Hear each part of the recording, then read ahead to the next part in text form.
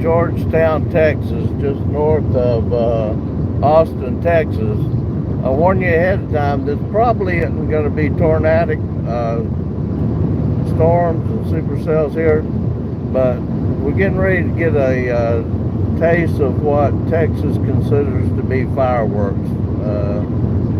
Some pretty impressive lightning out here right now. As soon as I take a left up here, you'll be able to see more of it. We do have severe weather and hail the size of baseballs out here. Most of what I've seen up to about 2 inches. But I like getting videos of this time of the afternoon and evening, particularly with these supercells. They've got really nice shots of the structures and particularly the lightning flashes. You get western style lightning. So let's see if I can adjust this just a little bit more. You can see the sun's going down to the west, which is the direction we're going. But when I turn left up here a little bit, you'll get should get a pretty impressive shot of the lightning. And I do like to get a picture of these that come with these open Great Plains supercells. Even though they may not be tornadic, they may be later tonight. We'll be going back up to Wichita Falls here in a couple hours. And there's supposed to be some pretty severe storms up there about midnight.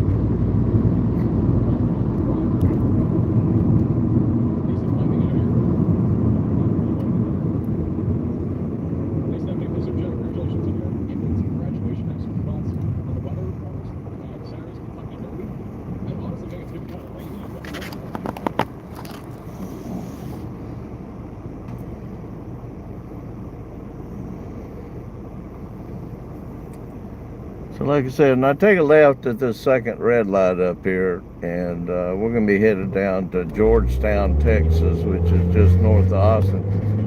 We ought to be able to get a little bit better shot of the structure and the lightning with it.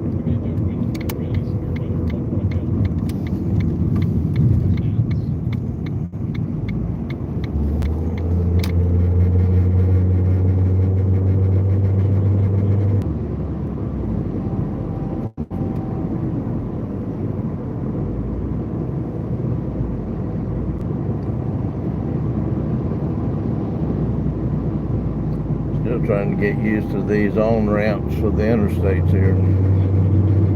They're not marked really well. You got to be used to driving down here.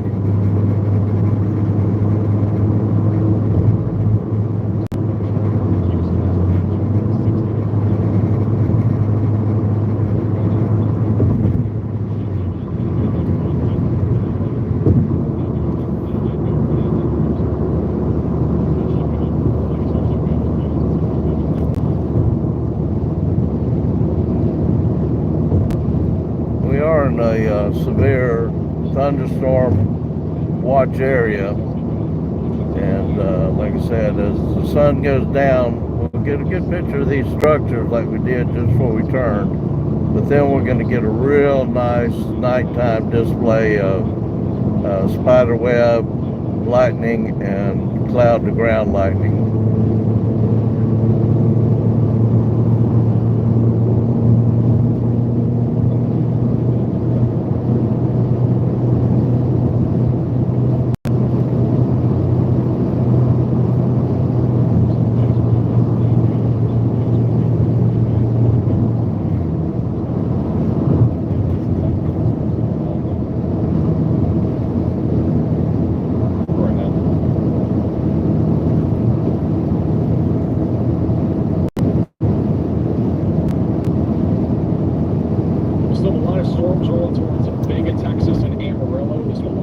You're welcome for that hat.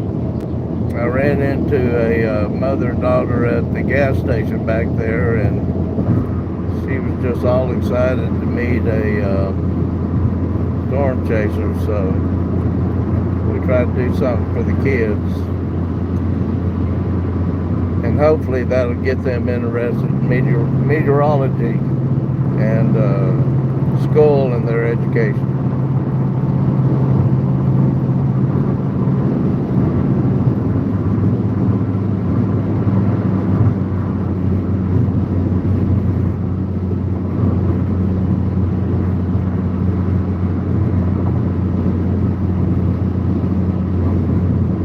North of Austin, I can't remember the town. We're in Belton right now, outside of Belton, Belton, Texas, headed down towards Georgetown. This whole area is kind of just blowing up with these storms. They're not moving, and some of them not moving at all, but they just the Cape out here, the ability for them to rise, 1,000 joules today, the weather service said, so over there.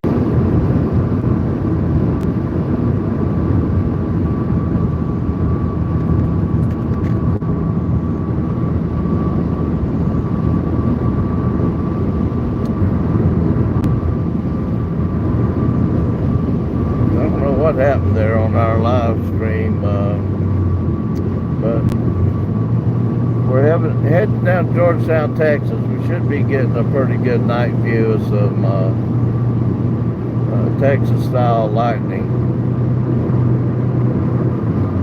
and some storm structures. This whole area down here is not warned, got a severe thunderstorm watch associated with the weather. Not enough shear or twisting motion to probably get any tornadoes. There has been a couple of tornado warnings. We've seen some lowerings and wall clouds, but biggest thing is trying to get a picture. Ooh, there's a good shot. So that's what we're live for tonight, is to try to get some of this spider web and cloud to ground lightning that you can only get out here in the Great Plains, and really appreciate it.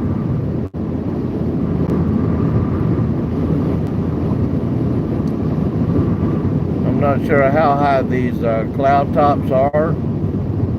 There was not a cap in place, and there was over 4,000 joules of energy, potential energy out here for these things to really blow up. Unfortunately, that brings about hail. We certainly don't want to get any hail, but I certainly would want to get some of these shots of the lightning.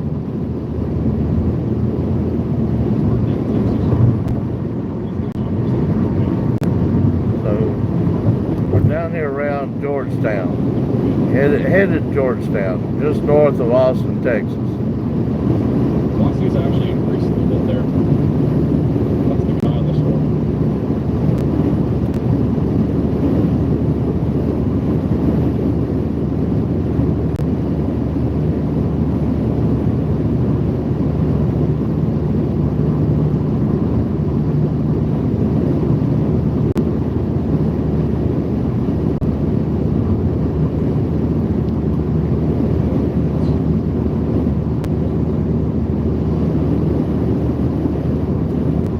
Once we leave this area down here, we'll be going back up to Wichita Falls and the border of Texas and Oklahoma. Is it sunset? I don't know when sunset is in Texas. Is it like right now?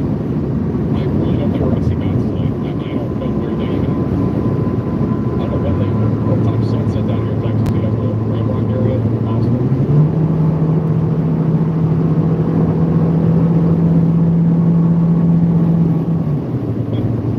What happened to the SBC upload for tonight? What is going on here? I don't know, but I've never seen this before. We had some weird risks here going.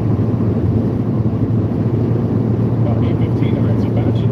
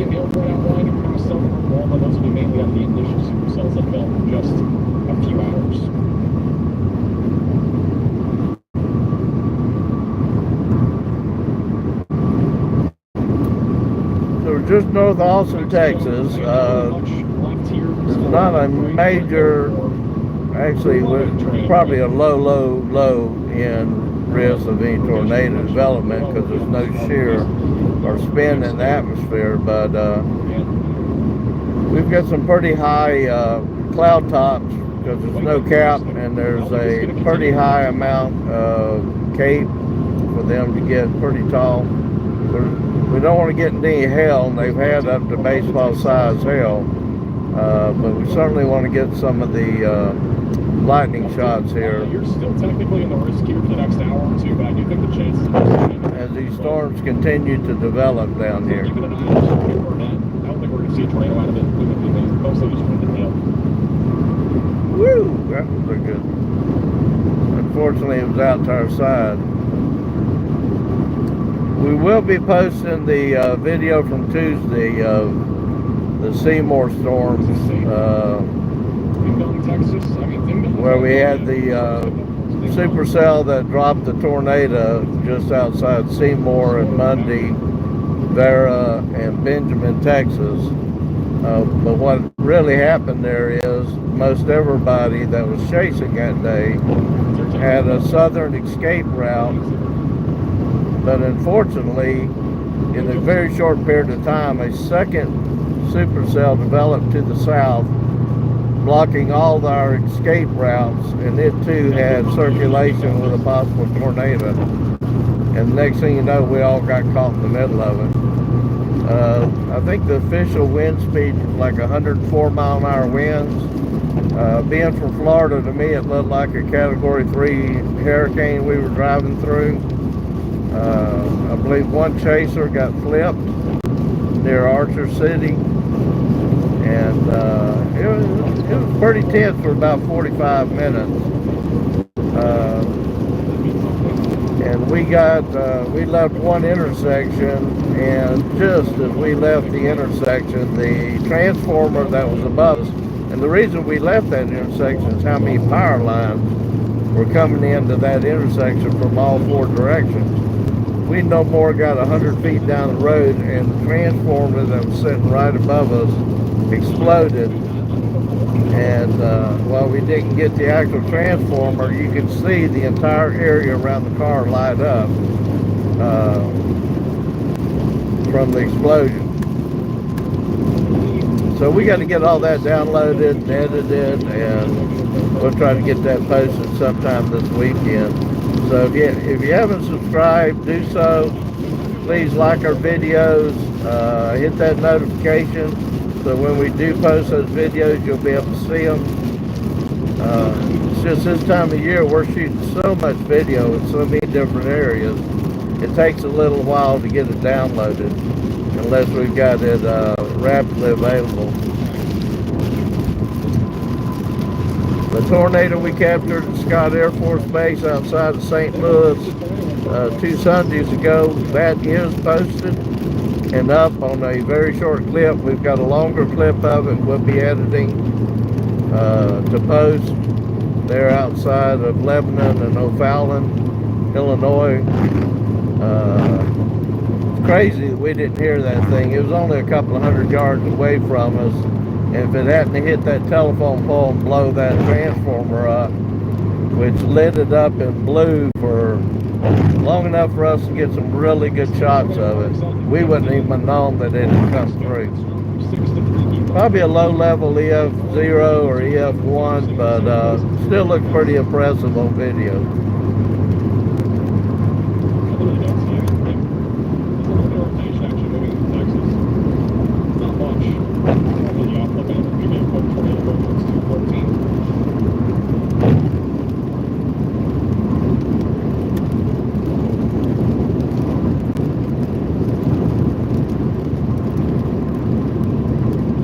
This is probably going to be a short live feed until we just enough to capture some of this lightning. We're going to be going back up to Wichita Falls to capture that nighttime storm that's supposed to be developing around midnight, and we'll certainly be live for that.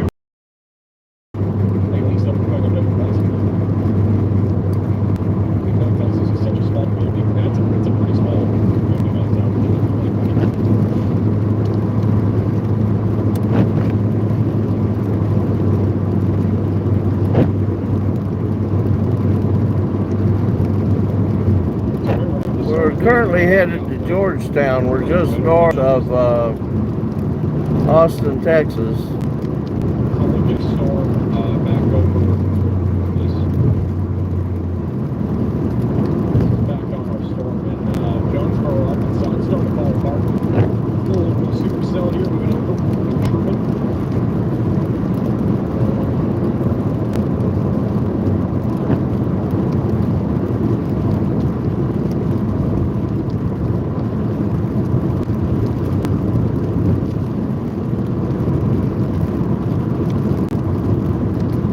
Trying to find a good spot that we can get where the don't have any street lights.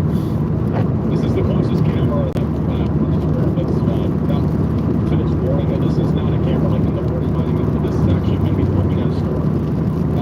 This is Mega Texas, looking at a storm coming up here near 940. That's what we're seeing 60-mile-per-hour winds. Not really seeing much of a tornadoes for this one as of right now, but the sunset out here. We got about, I think, a minute so we might see bats take off. Go back down to the south and see if we might bats take off. We're able to see it. I know there's one that takes off on the ground rock, which I highly doubt they're taking off. There's another one out here somewhere.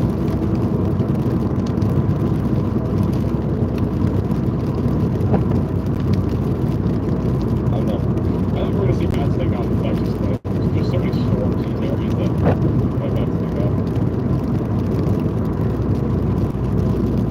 Bats? Yeah, I don't think there's any taking off there right now. If any take off, we'll see them probably in the next like 3 radar scans. San Antonio, west of the ball, look at those areas up some of those. Those are usually one up here, so I highly doubt bats are taking off here.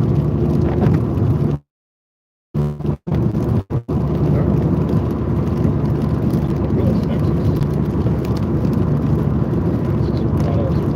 Mainly damaging winds. There's really no tornadoes with this. Until I look down at it. You're not going to work Houston, be ready for at least some gusty winds.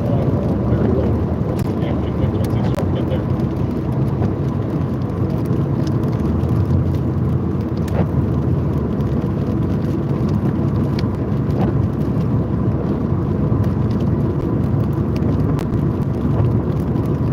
And yeah, I don't see what every other place is, but 100%.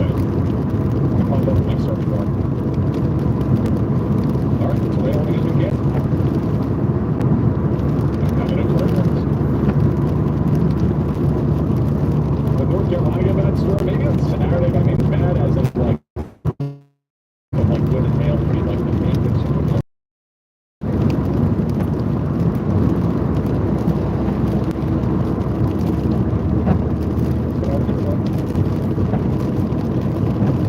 Yeah, maybe we can get out of these street lights and be able to get some good video out here.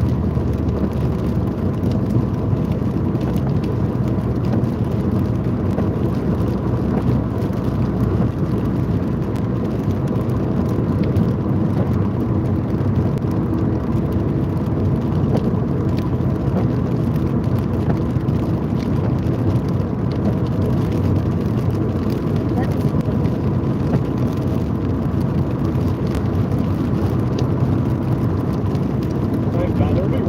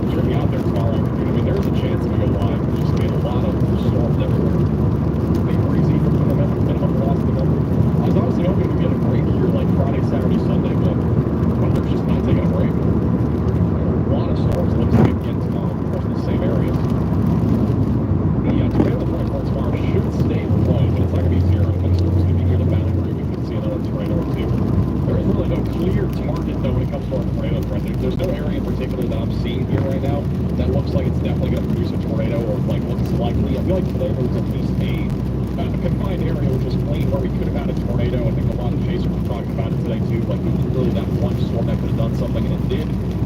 Tomorrow, I don't see anything clear right now, but everything obviously could change by tomorrow morning. Just be a bunch of storms. Back over in the Ohio Valley, a lot of storms tomorrow morning, the afternoon, mainly in. Low tornado risk across the line as well.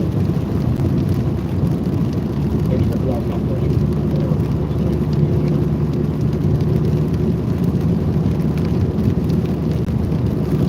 Okay, no, I don't think any are.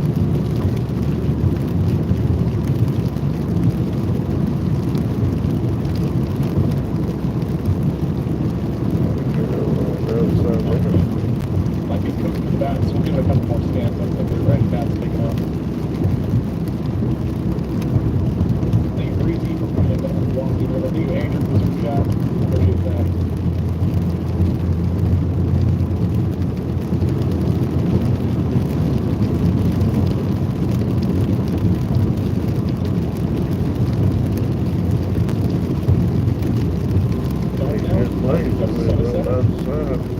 Sun is setting, and bats, I don't think are taking off.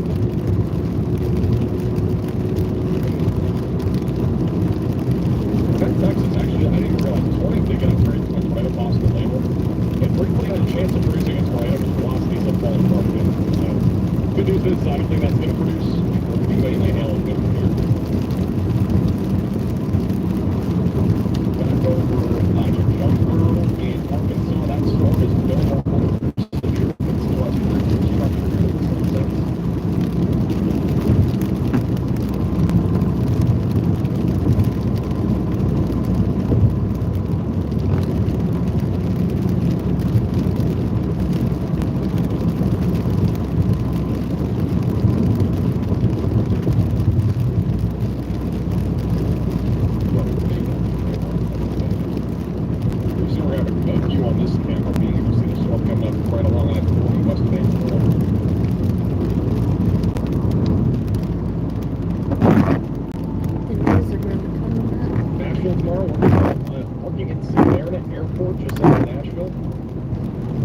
You'll probably have some severe weather, be mainly damaging winds. Very low tornado risk. We're really close to Main concerns. Really blank lines of the map. What's this? The borders? Like this? We're talking about something else. Those are just state borders. Anything severe for San Antonio? Probably not. Unless this line somehow reaches you, but it's really slow. I have doubt that this will be severe by the time it gets to you. If anything, damaging winds will be the main concern out of this line as it moves east.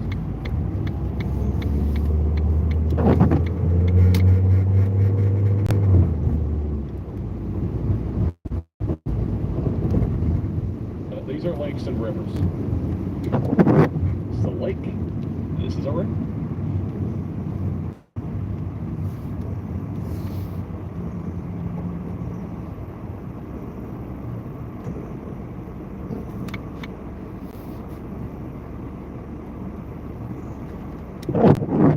One of which is south of Lampasas. The storm again is falling apart, mainly quarter-sized hail, 60-mile-per-hour winds heading up towards Kempner, and I don't think it'll make it towards Killeen. And we just got another severe warning west of San Antonio that is mainly for damaging winds up to 60.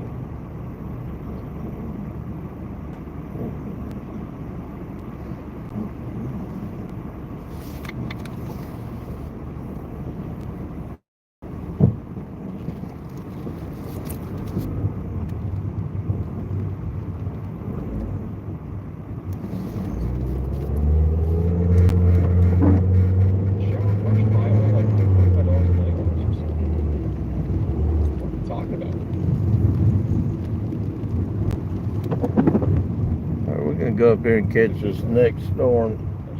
It should be a little bit better video quality.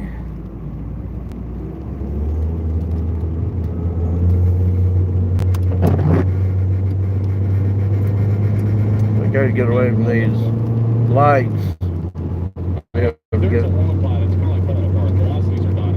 That's another reason we don't chase in cities. But if he does, he's probably just falling apart. velocities are definitely weakening. I don't think this is going to produce a tornado. I mean, I had a little chance there for a few minutes. Wall climb behind you? That's actually a tornado. That is a tornado behind you. No longer any severe warnings in Pennsylvania. At this point, gusty winds and a little bit of small hail will continue. Nothing severe up in Pennsylvania anymore. Back over in the Texas Panhandle. Main concern at this point will be damaging winds. You can see an isolated tornado though. Just a little bit of rotation on that storm over there, and just east of San John, just out 540. Special weather statement for now was tornado warning. Before I go through that line, be sure I'm going the right way. Coming a moderate velocity member.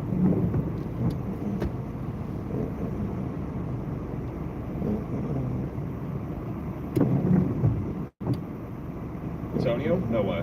Are they actually? Oh my God! Yeah, actually, they are. This is actually. I forgot they do take off north of San Antonio too. The bats are taking off. There they go. See it on radar.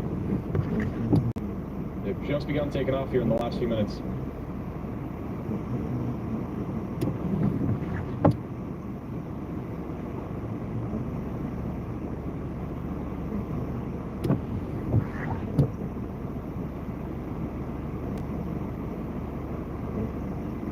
By the way, on the bats. These are your bats going away from the radar, these are going towards the radar, and these are going neutral directions. It's actually kind of funny. And you got a CC signature too on it, so. The chat if you remember.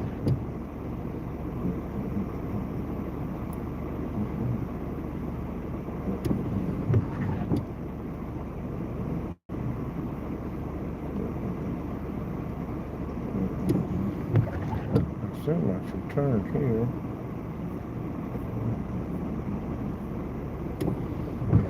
But it doesn't tell me what road that is.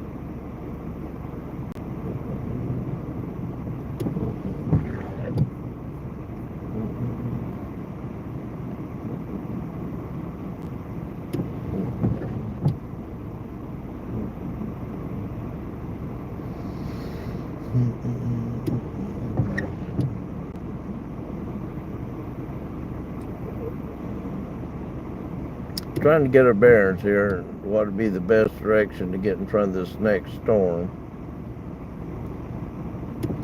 We used to have tornadoes like the United States. I mean, the United States is pretty unique. We have a mountain range, which is called the Rockies, that essentially creates a lot of warm and cold air mixing, which is why we often have low pressure systems when they move over it turn into actually pretty intense storm systems. We don't really have any other areas in the entire, like, you know, Earth or, you know, entire globe that actually have something similar like that. So yeah, it's mostly, I mean, mostly the United States. We can still get tornadoes elsewhere though. Like, we still get tornadoes in, like, Australia sometimes has tornadoes, but Germany, Europe can have tornadoes. I think of, like, any other places. They're not as common though. I mean, they happen, they're just not as common. We don't usually get them in outbreaks. Germany typically has some outbreaks though. Now I know where we're going. We're starting to get some lightning over here in Vega, Texas. We got the line storm over there.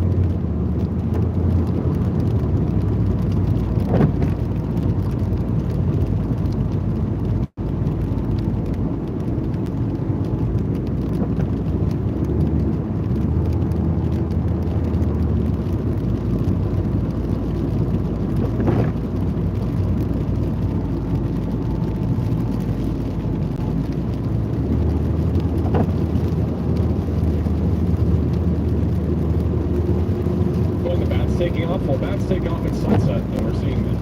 So, that's what it is. I don't know what else you want me to explain. What kind of bats they are, I have no clue. I don't know anything about bats, how old they are, anything like that. I just know they're bats on radar. On right of your screen. Circular ring. Bats taking off. I'm not a bat, like, I'm not a bat scientist or anything like that. It's definitely not Batman, though. Batman. So we're just north of Austin. That's Interstate 35 out to our left. Kinds of bats, but like I guess that's a kind. I don't know how many which kinds take there you are. all the way back up to Dallas. We're going to take a ride up here and go towards Killeen. There should be a big storm that crosses in front of us. We're trying to get some really nice nighttime lightning. I wish they'd mark their roads better up there. There we go. Hey, that's actually kind of funny. I don't know what you're talking about. There's not a lot of spin in the atmosphere, so there's not going to be a lot of tornado type weather, but we hope to get some really good lightning shots out here tonight. Unfortunately, you're out of luck. Then we're going up to I don't think this is allowed. Wichita Falls, right on the Oklahoma-Texas border, for supposed to be an outbreak tonight around midnight. Our 1 million subscriber merch, I'm pretty sure when we dropped that, I think we changed one of the things out with the soda can. Like the kids' t-shirts or soda cans.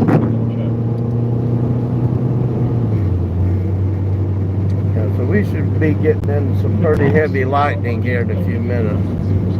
Out here where there's not a lot of city lights, we ought to be able to get some pretty good shots. This is what it looks like. And we actually, instead of the beer cans, we did soda cans for kids' t-shirts. Like you can see these little cans here, those are soda cans on here.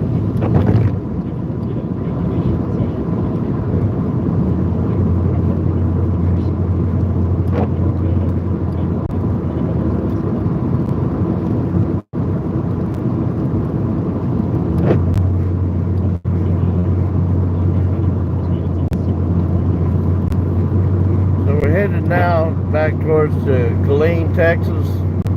That'll start getting us back in the direction we need to get to Wichita Falls. There's a big storm just up the road here. It's supposed to have a lot of lightning in it. We're trying to get some nighttime lightning shots, some of the spider webs and cloud to ground lightning.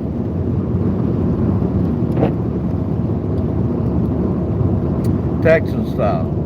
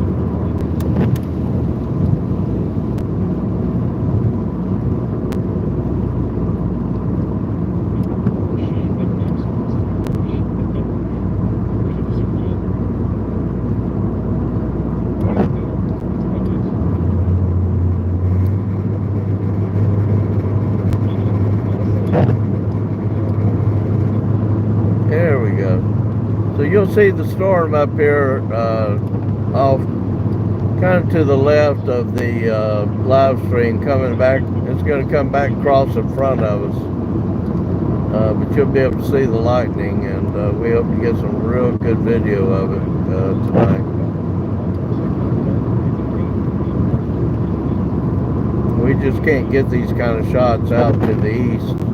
You got to be out here in the Great Plains, upper or lower, doesn't matter, as long as they're flat and there's a lot of static in the atmosphere. In this case, there's over 400 joules of energy today. There's just no rotation in the atmosphere to be able to cause any tornadoes. So this has been mostly a hail and lightning day.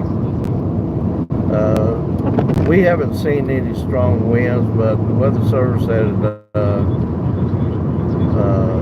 put out watches for possible 70-mile-an-hour winds with some of these storms, which is probably pretty typical out here in the plains. Of course, Tuesday, this last Tuesday, that storms had caught all of us off guard because a second supercell cut off, just blew up out of nowhere. I didn't see it on the radar when we stopped to the ground structure of the first one that dropped a tornado outside of Seymour and had 104-mile-an-hour winds with it. And I kept turning around. Every time I turned around, it was twice as big as it was before, and it ended up blocking all of our southern escape routes and kind of pinned us in between the two supercells until they tried to merge, and then we were looked like a Category 3 hurricane to me. 100-mile-an-hour. We thought it was 70 to 90-mile-an-hour winds, but it certainly could have been more than that. I don't know what that was. But the Weather Service said they had clocked winds of 104 somewhere right there where we were at. It was Seymour, Mundy, Benjamin, Vera.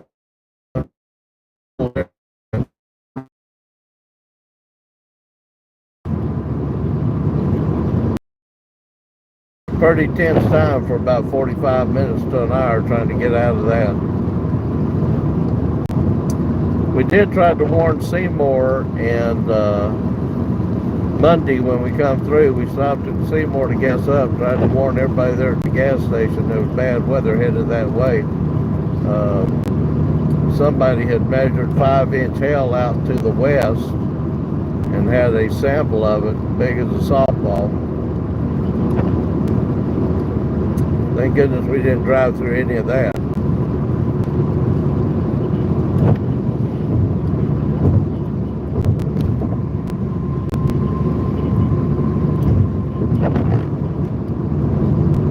So you can see this, in between the lightning, you can see the structure of this thunderstorm out here.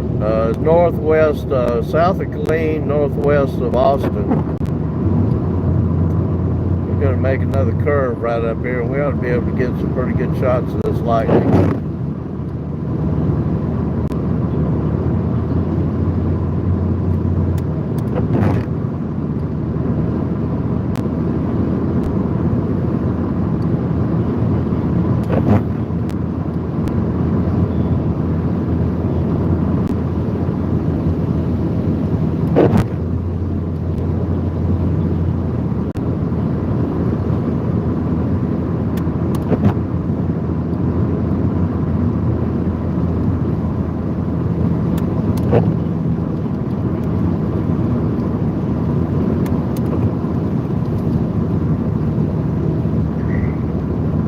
In case you're wondering, we're on Highway 195, driving kind of west, mostly west, northwest towards Killeen.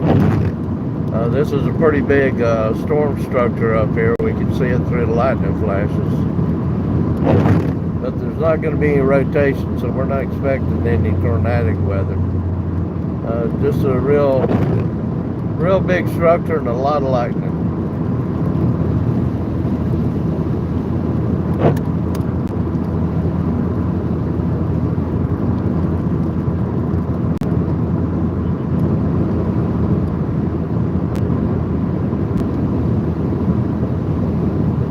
See the edge of the wall cloud as we drive up here. If you look at the, I may try to zoom in a little bit.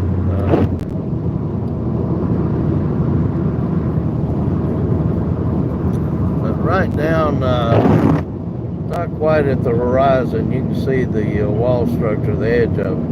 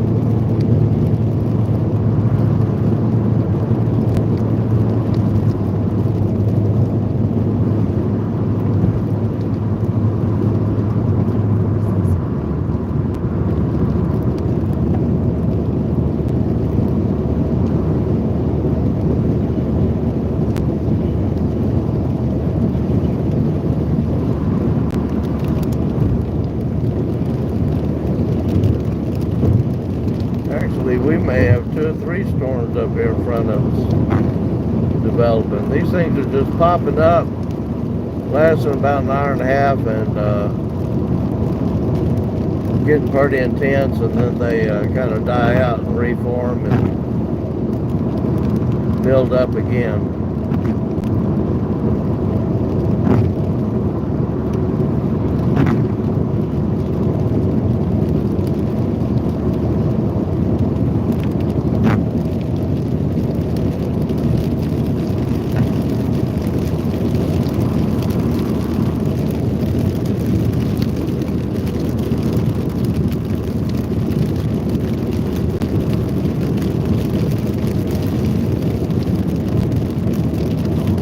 Just joined us. We're not expecting any tornadic weather. This is mainly going to be a lightning and hail event down here until we get back up to Wichita Falls for the storms after midnight tonight. But we're hoping to get some good nighttime lightning shots, spider webs, cloud to ground lightning.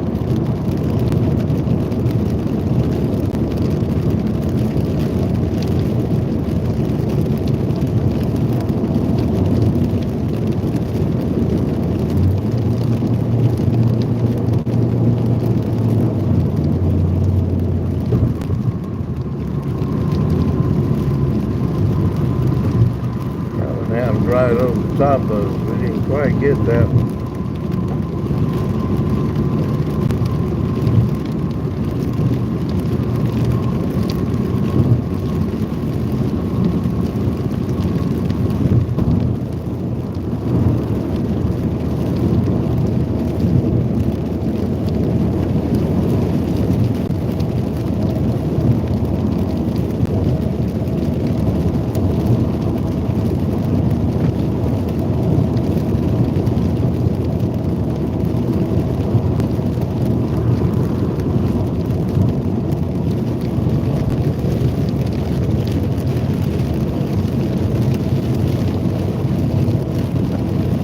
Yep. There's storms all over. This whole area is got a severe thunderstorm watch out, but you might as well put a warning on it because there's storms everywhere. I don't know how long they're going to last. So we're just passing Florence, Texas right now. Headed north, actually headed more west towards Killeen, Texas.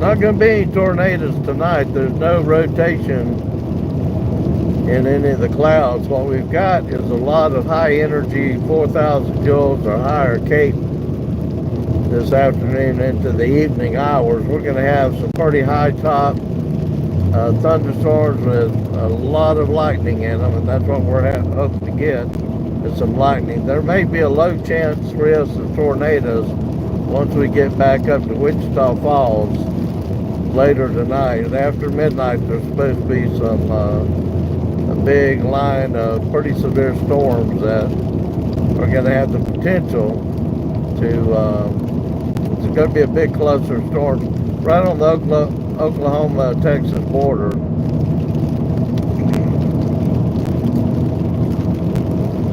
And we're going to go back up there and capture those tonight. There's not always tornadoes, and sometimes even when there is tornadoes, they're so rain wrapped you can't see them.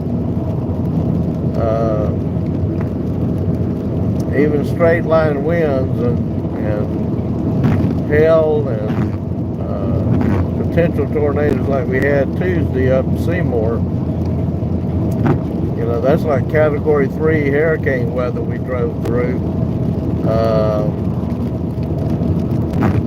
And got caught between two supercells. That was the craziest, even on radar, that storm, and we'll pull down the historical radar on it and add it to our video we post, but that was the craziest looking storm on radar I've ever seen out chasing that supercell almost looked like it was not just tornado shape, but it was like it was turning in on itself. It was huge, I can tell you that.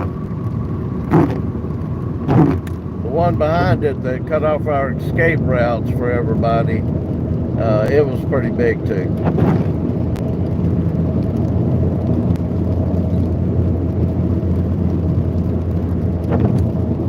We just passed Florence, Texas, headed towards Killeen. We got a couple of thunderstorms coming in from the west. Should cross right here in front of us.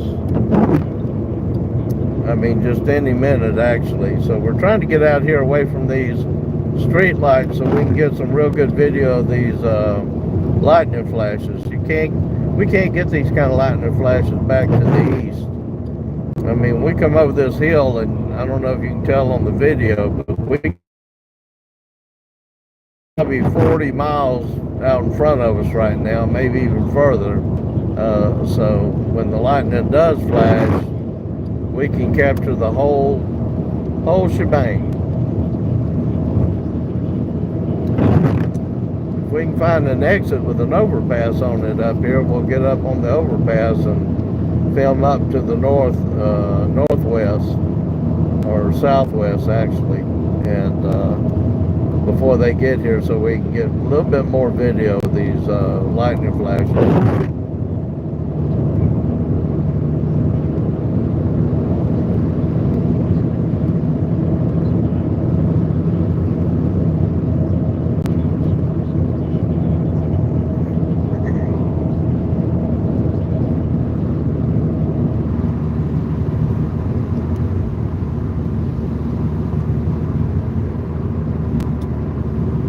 So I think we're about 15-20 miles south of Killeen, Texas. We're moving to the north now. I don't even know this interstate I'm on, if it is an interstate. I think it's a 4-lane divided highway that looks like an interstate. 195 west, Texas 195 west is what we're on, headed to the northwest.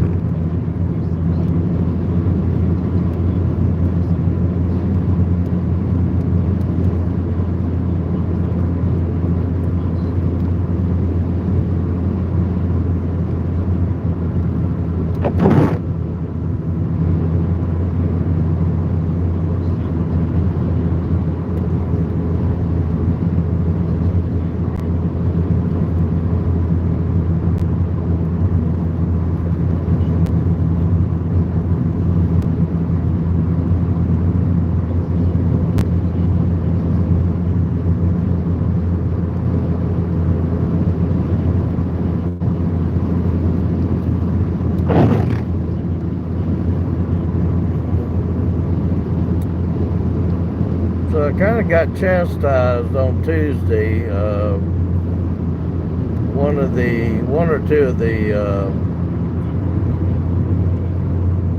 YouTubers watching the live feed when we got caught in those storms in Seymour, which, by the way, was probably, it was in the top 3 of the worst situations I've ever been into storm chasing over the years. And to be honest with you, wasn't sure if we were going to make it out without being blown in the ditch or worse.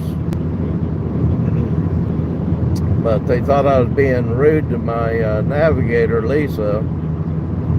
But unless you've been put in a lot of life-threatening situations, sometimes you can lose sight of situational awareness. And if you're worried about whether you're going to get killed or die or not, you're going to get killed or die if you're worried about that. Otherwise, you got to stay focused on navigating out of a bad situation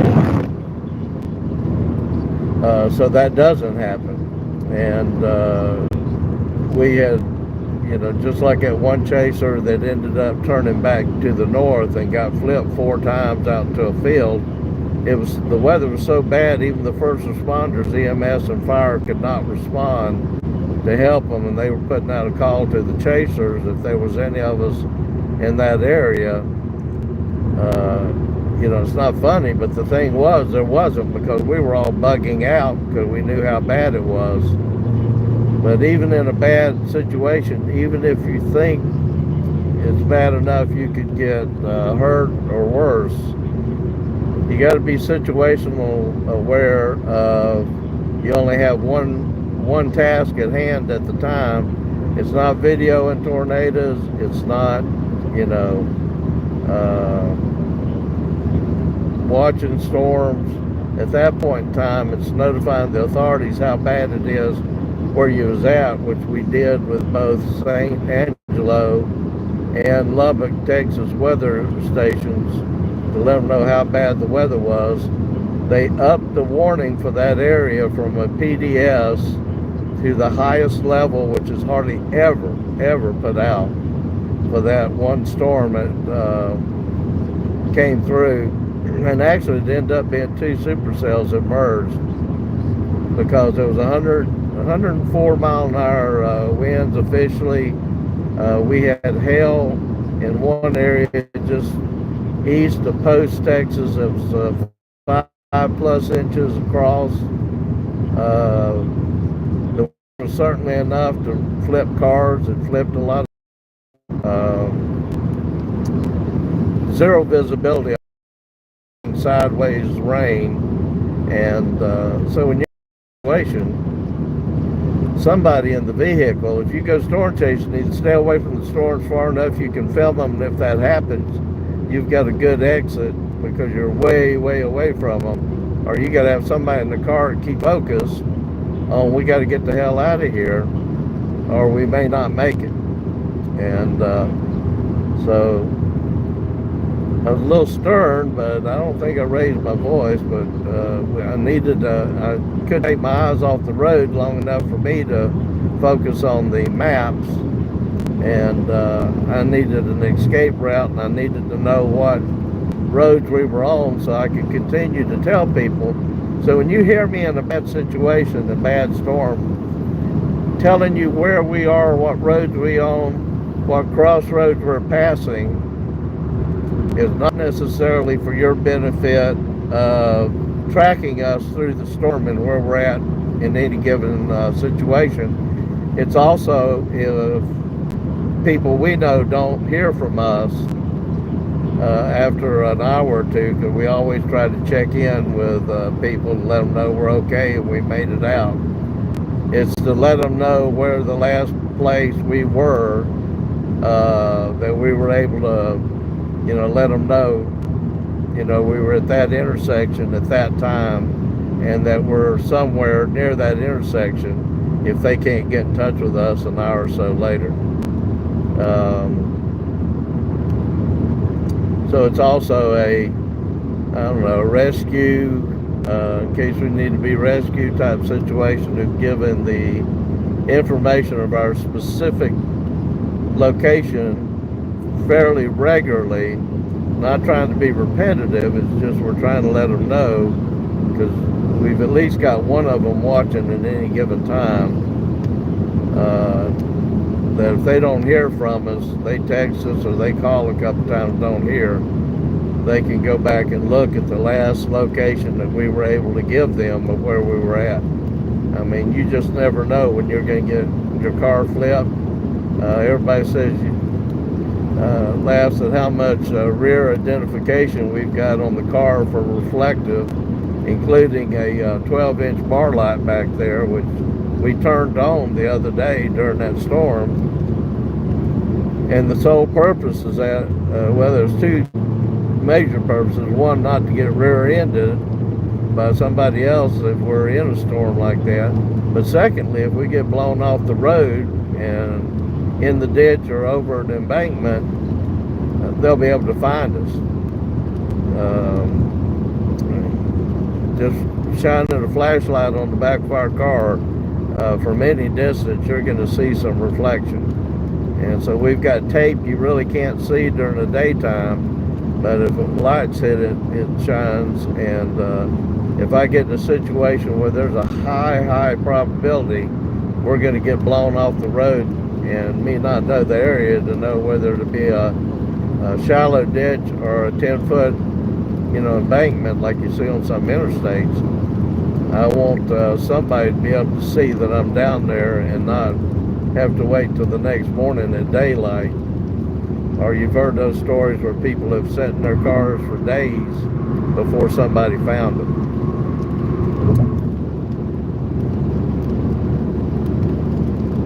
So anyway, if you do hear me get pretty stern in the car and we're in the middle of a really bad situation, it's easy to watch the video and say, well, that's bad, but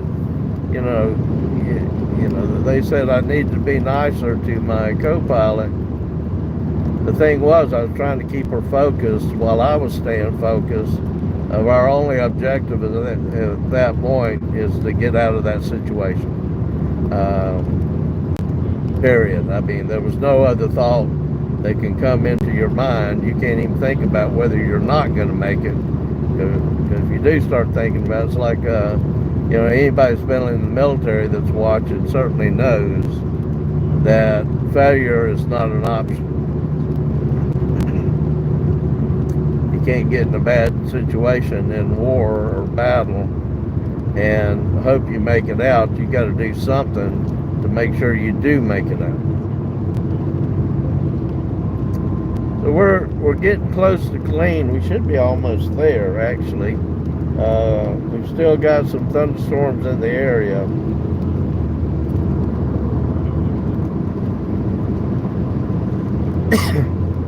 And that's what we're trying to capture is the lightning tonight. But these thunderstorms are blowing up and dying pretty quick. So this must be Killeen. We're trying to stay out of these cities and these street lights. There's still more storms developing out in front of us here. So we may take a left up here and head towards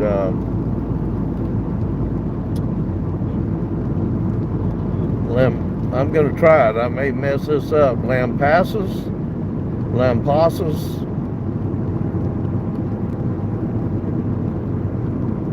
And go head on into this next one so we can get some more video.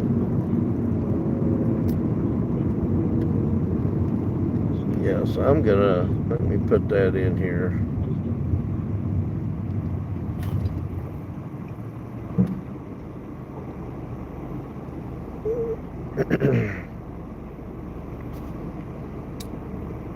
Yeah, so we're gonna go up here. Are we close to Fort Hood? Is anybody watching that lives out here? Is Fort Hood? Are we close to Fort Hood? Sure looks like it.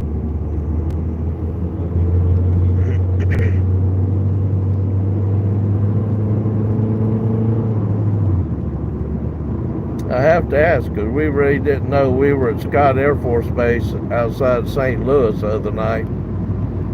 That's the second time we filmed We actually drove through one tornado on March 14th at the exact same location that we filmed that Scott Air Force Base tornado 2 weekends ago. We call it the blue tornado. It hit that power pole and the transformer blew up and literally lit the entire tornado up in blue. Couldn't ask for a better shot.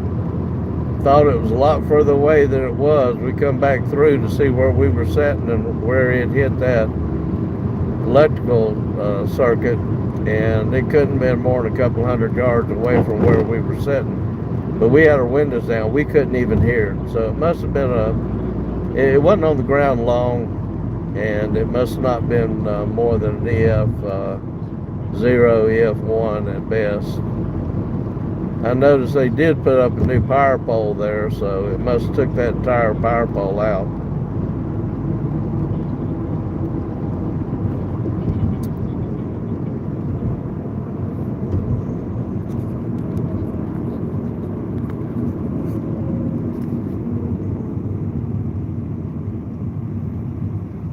No tornadoes tonight, well, there might be after midnight. We're going to go back up to the Oklahoma-Texas border. They're supposed to have a big cluster develop after midnight tonight. Very unusual situation. Generally, they're dying down by midnight, but this one's supposed to be actually beefing up around midnight right there above Wichita Falls. We're going to be staying there later tonight, but we're going to go up there and probably go live. If it gets pretty intense, we'll go live on that one again. Tonight, we're trying to let everybody warn you ahead of time. There's not many tornadoes in this video, but there is going to be some lightning as soon as we can get up here and take a left. I believe we're going to get back on Interstate 14. Does that sound right? I don't know if it must be Interstate 14. It looks like an interstate. Anyway, we're going to go over towards Lampasas, Texas. There's a big storm coming across there and see if we can pick up some more lightning shots. Love the spiderweb lightning out here.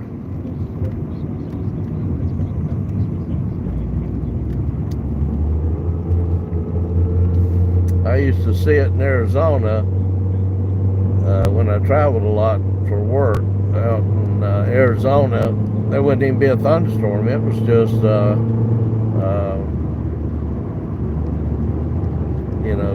stuff in the atmosphere that would cause it. And you'd have the whole sky up in Scottsdale just lit up with spiderweb lightning.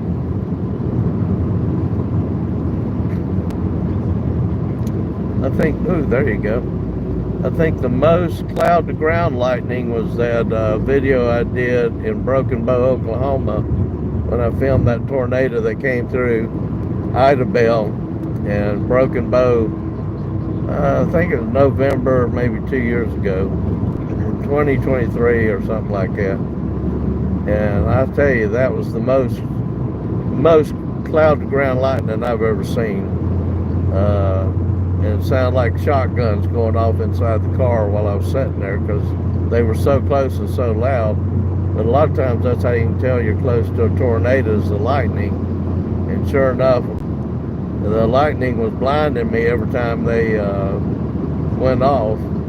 And I actually did not see the tornado visually until I went back and pulled the video down because I knew it was there. I just couldn't see it, trying to get my eyes adjusted to the lightning. And sure enough, it was only about 400 yards to the east of me when it came through Broken Bow.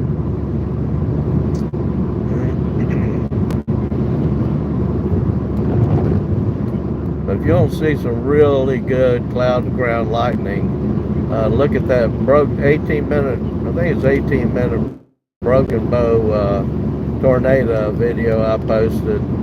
It's still out there, and that was pretty intense. I'll tell you, Tuesday in Seymour, Texas, almost kind of felt like it was a scene out of the first Twister movie. We had transformer. We moved out of an intersection because there was just so many power lines over the top of us. We hadn't left that intersection probably 100 to 150 feet, and the transformer where we were sitting blew up. Not sure why, whether it was the wind blew the power lines together or what, but it blew up, lit up everything around the car. And when I looked back in the rearview mirror, there was literally sparks falling all over the highway. And then that's when we got hit by the wind. We were only about a half mile from Mundy, Texas. Got into that small town. There was stuff blowing all over the town. Town looked like a ghost town at that time, because everybody was inside hunkering down. And I was actually, if you listen to the video's out there, the raw video. I was on the phone with St. Angelo's weather office, and they said, "Where are you?" When they asked me where I was at, and I said, "Mundy, Texas," they said, "You got to get out of there."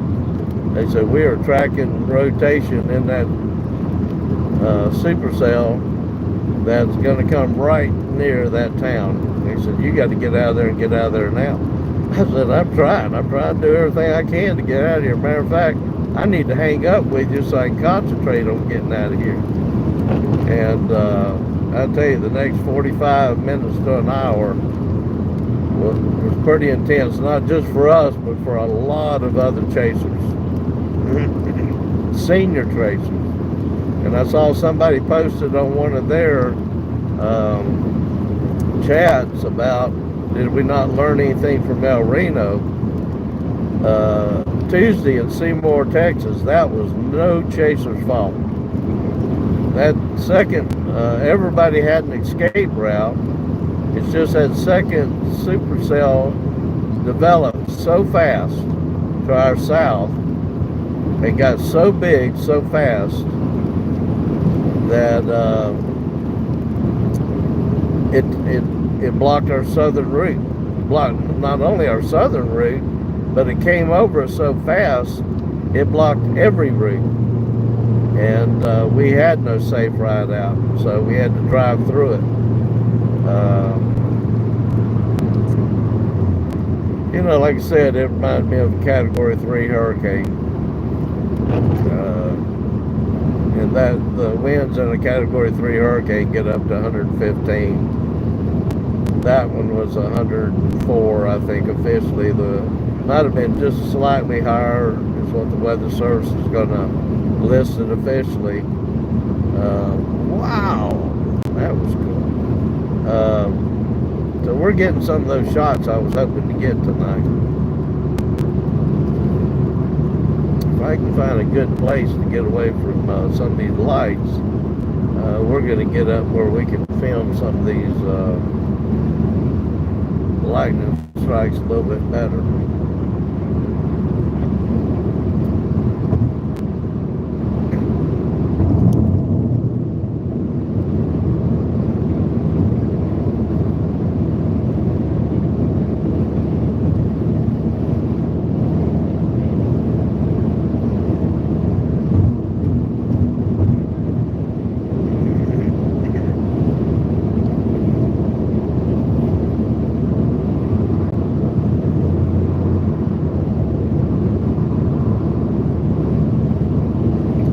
If you're new to our channel and our live feed, be sure to subscribe, hit that bell to get notified when we post. I've got a lot of video just from the first month out here of chasing this year that we'll be posting. I haven't even had a chance to edit all of it. A lot of it was video that when we lost the live feed, y'all were not able to see on the live feed. So once we post that, if you've hit the notification, you'll find out when we go live again. And I generally try to go live only when there's actually something to video and for y'all to be able to see. And secondly, when we post new videos, you'll get notified on it too. So certainly like our videos, subscribe to our channel. I'm surprised how fast our channel is developing subscribers. We try to be informative. We don't try to be dramatic. We're out here mostly, you know, people call them storm chasers, but in our particular situation, we'd rather refer to it as video documentarists, because we share our videos with the researchers and the weather stations. I mean, those guys, they only get to see it on radar. Very few times they actually get to see it. And we try to get to a point we can document the development of the supercell right down to, you know, the development of the tornado. And we supply that, like I said, to the researchers, weather offices, and we do that for free for them. So we do this on our dime. We've got information in some of our videos of how you can donate if you'd like to donate to the cause. We do have a lot of money tied up in this, and we put about 60,000 miles a year, give or take. Last year it was about 45,000 miles on the road. And I do this working full time, so I work in the ICU as a cardiology technician. And when I'm not doing this, we're going to get some good videos of this storm coming in. We're mainly looking for lightning shots tonight.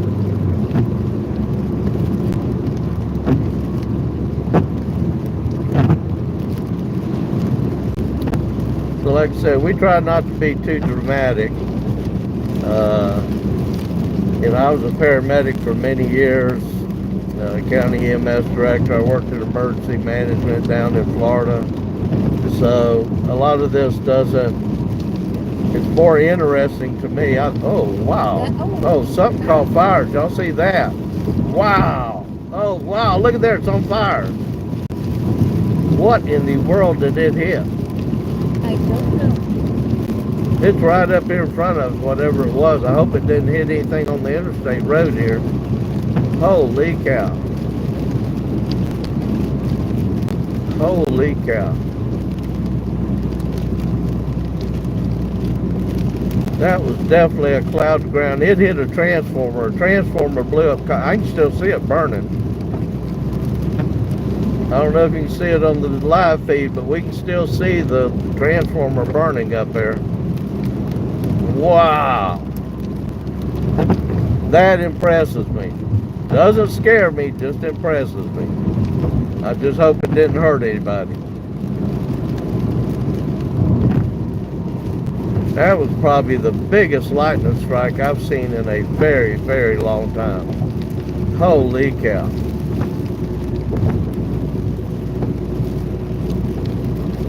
It's got to be right here somewhere where it hit. It was close.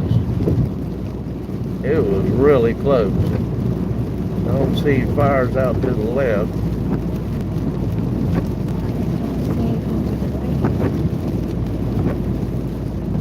Whatever it was blew up, caught fire for a minute.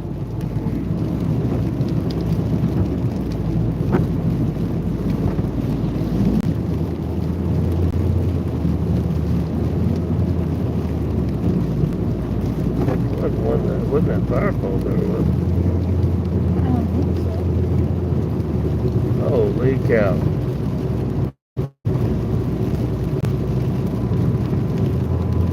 Well, I hope you were watching when that one hit. That was a cloud to ground lightning that hit something and blew up. Might have been a transformer. And then the transformer blew up and caught fire.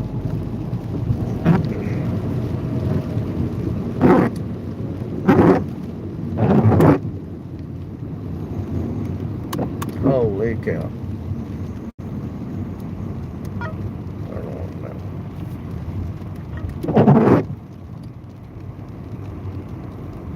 was a major lightning flash.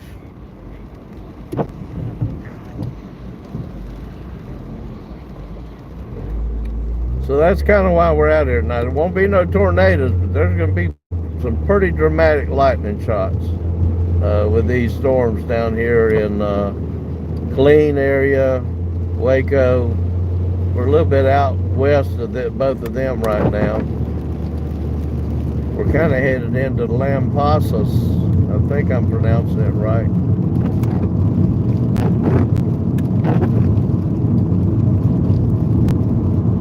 Man, that was a major lightning flash.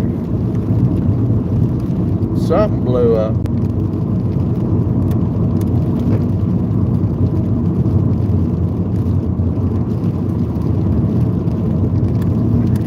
I'll have to pull this video down real quick tonight and see if I can't get that posted. If you're watching our live stream, go back about 5 minutes or so and look at that huge cloud to ground lightning strike that blew up a transformer right in front of us. That was impressive.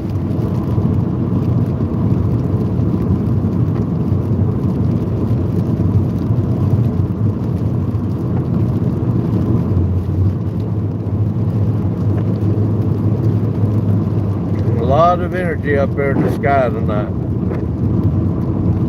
but just no rotations for tornadoes. Now ooh, there was another one. Later on tonight, Oklahoma-Texas border is going to be clusters of thunderstorms that's supposed to develop around midnight and get pretty intense. So we're going to go back up there. That's where our hotel room is for tonight, and we're going to try to video some of that. Most of y'all may not be up, but it's probably going to be between midnight and 3 a.m. We'll be up there videotaping that.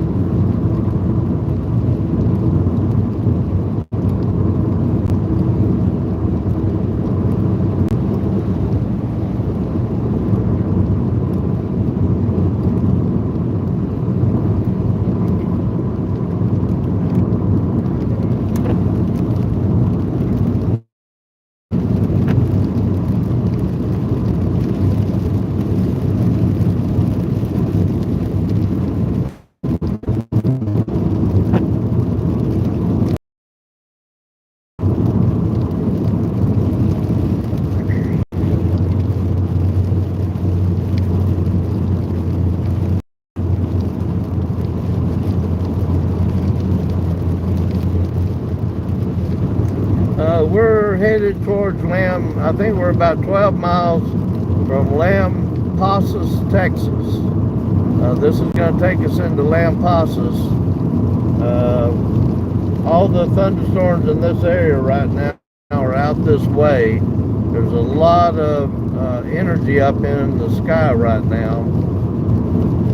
We're going to film some more of this lightning, and then once it starts subsiding, then we're going to head north to the Oklahoma-Texas border for that thunderstorm outbreak later tonight after midnight.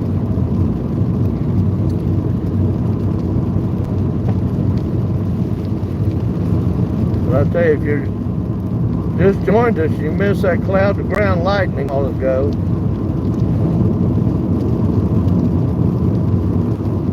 Go back about 8 to 10 minutes, watch our stream, the current one we're on, and look at that cloud to ground lightning strike. It was one of the biggest I think I've ever seen.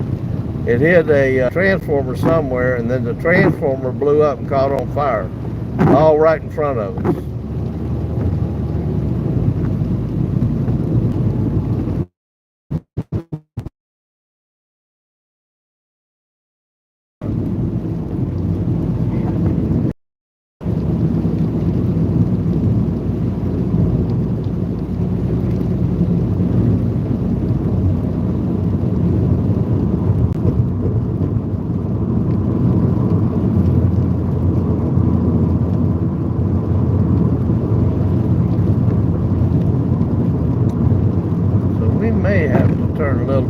the south. If I can find somewhere to park, it's pretty dark. We're going to turn a little bit to the... We've got a huge storm coming in on us from the left side of the screen. You can see the lightning. Unfortunately, it's developing a pretty large hail core. So we got to get away from these lights to be able to get a good video of it.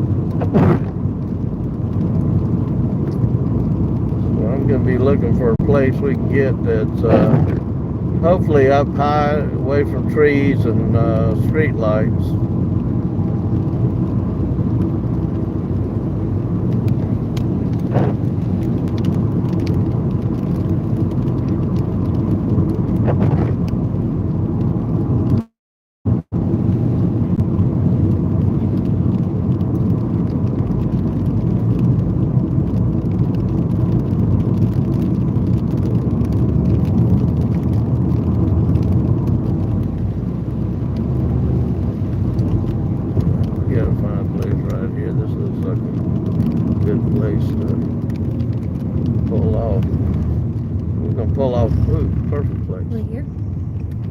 Perfect place. So we're going to pull off here and get some video. I'll turn them lights on. Of this storm coming in. Actually, if I can pull up a little bit. I don't think I'm on an interstate. I think it's just a 4-lane. I saw some power lines there, but I want to stay away from them.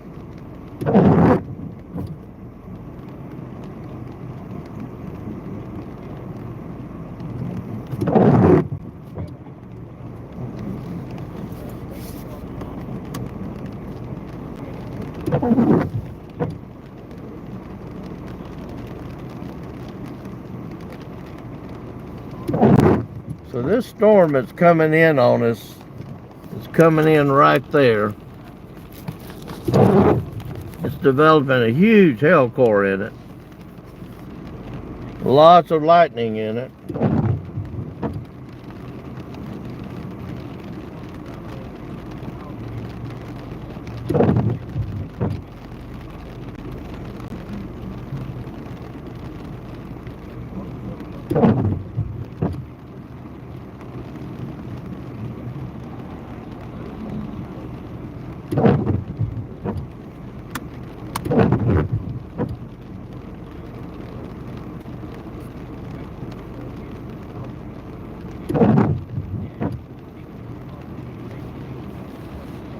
So we're just outside of Lampasas, Texas. We're looking in the direction of probably southwest. And we've got a huge storm coming in. It's getting bigger. And this thing is developing a huge hail core in it. You can see it coming in right there. This thing is full of lightning. And that's kind of why we stayed out here a little bit longer before we start heading back to the Oklahoma-Texas border for the cluster storms that's supposed to develop after midnight. If this thing gets too big or the hail gets too big in it, we may have to reevaluate staying right here.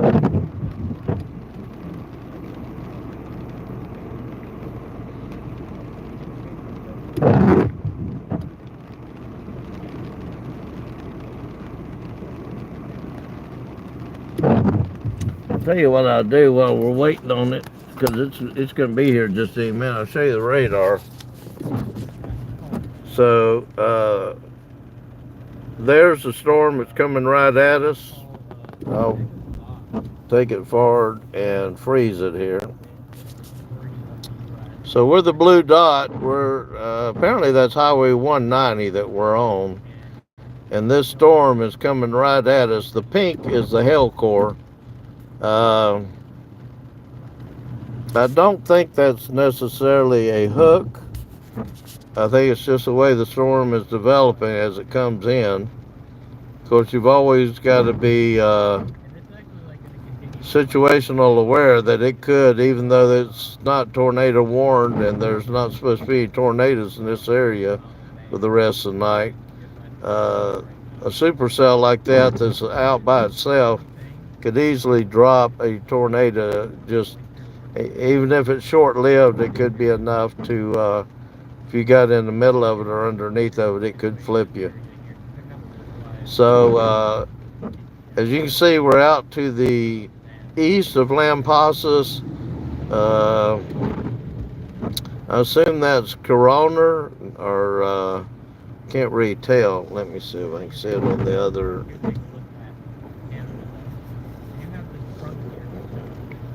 I'll look here at the other radar because I'm using the other radar for rotational purposes. Kempner. So we're sitting right here in Kempner.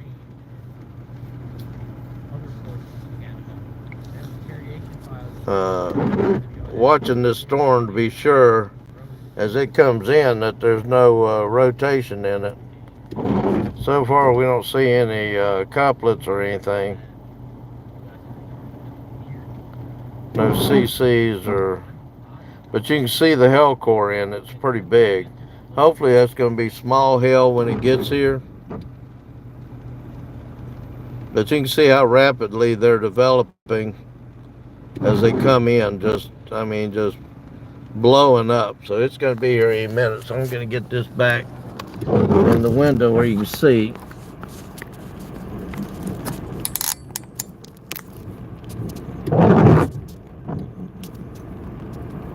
Hang on.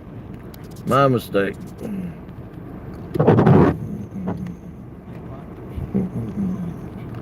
Hang on.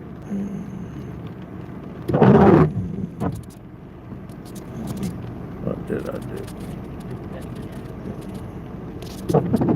Hang on, I gotta see which button.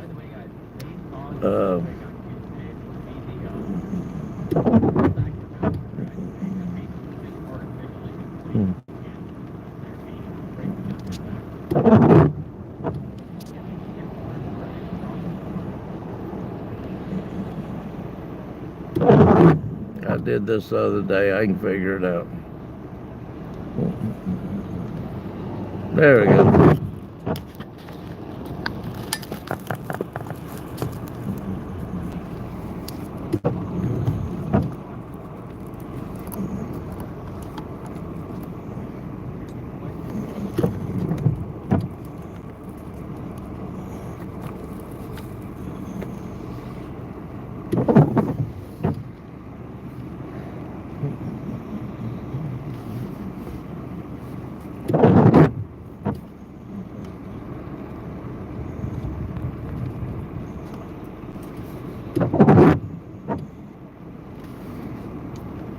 Yep, Kempner, Briggs. There's been storms down here all day. One had a lowering on it.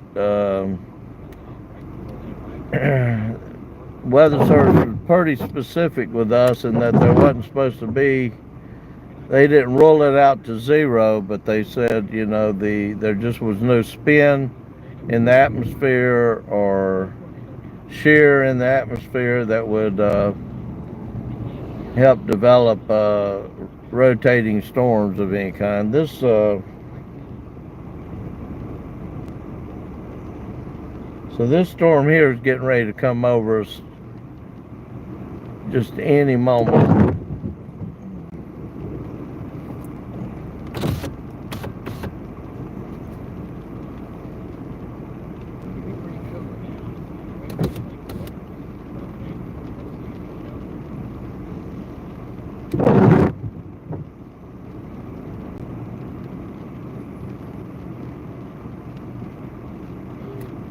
If you wasn't watching the live stream earlier, if you go back about 10 minutes, you ought to see that cloud to ground lightning that hit that transformer in front of us. That was pretty impressive.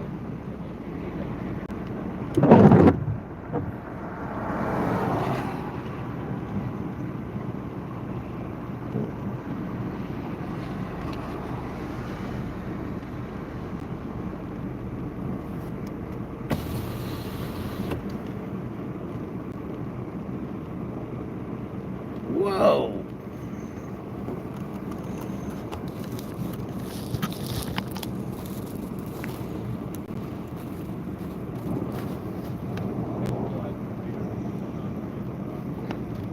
See if I can zoom out a little bit and give you a better view of what's coming in.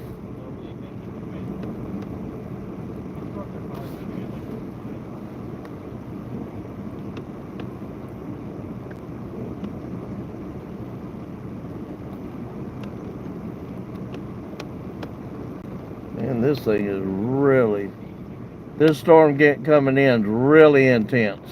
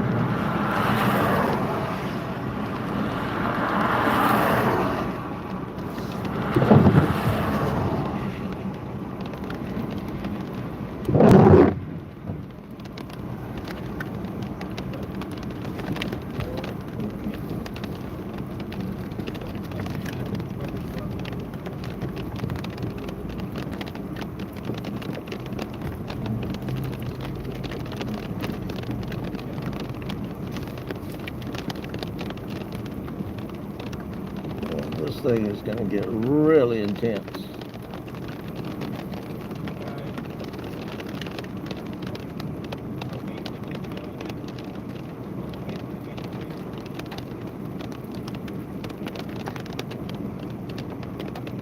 It's got a hail core in it, but I don't think the hail is going to be that big, or I hope it's not going to be that big.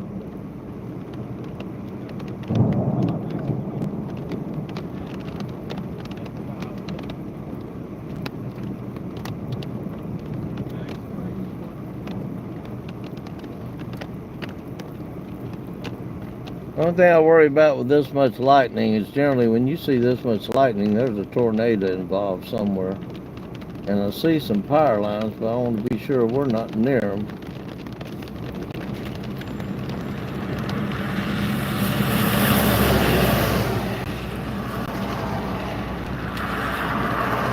Whoa.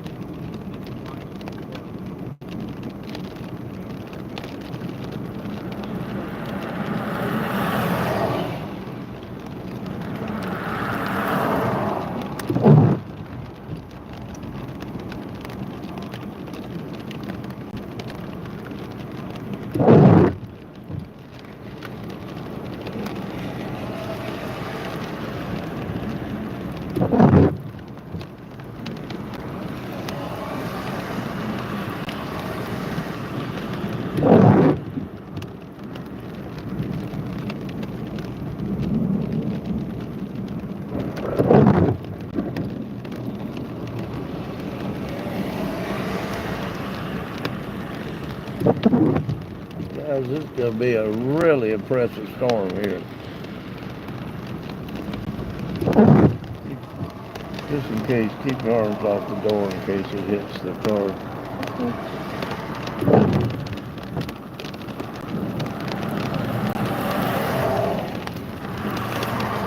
So generally you're safe in a car if you get hit by lightning. Your 4 rubber tires kind of keeps you insulated, but still, You don't want to be touching anything on the exterior part of the car if you do get hit.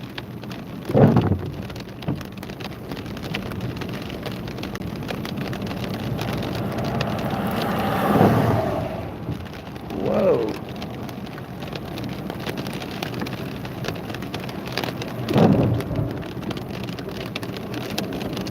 It is getting ready to get impressive.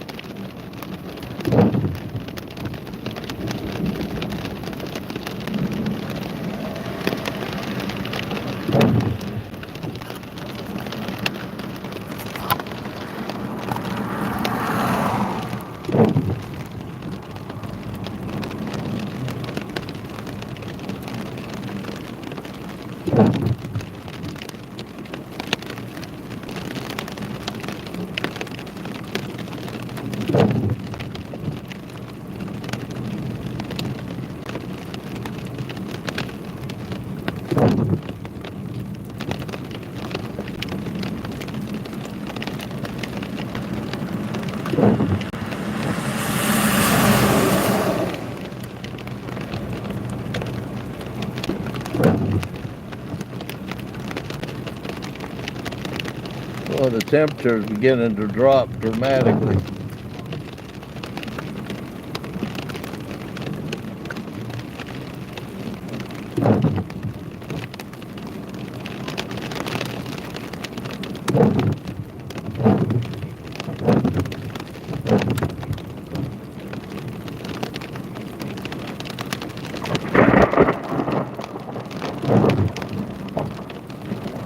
Getting ready to get pretty intense right here. We're in Lampasas, Texas.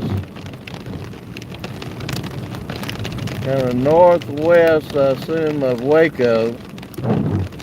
Major little supercell thunderstorm coming through here with a lot of lightning, and may get some hail here in just a second.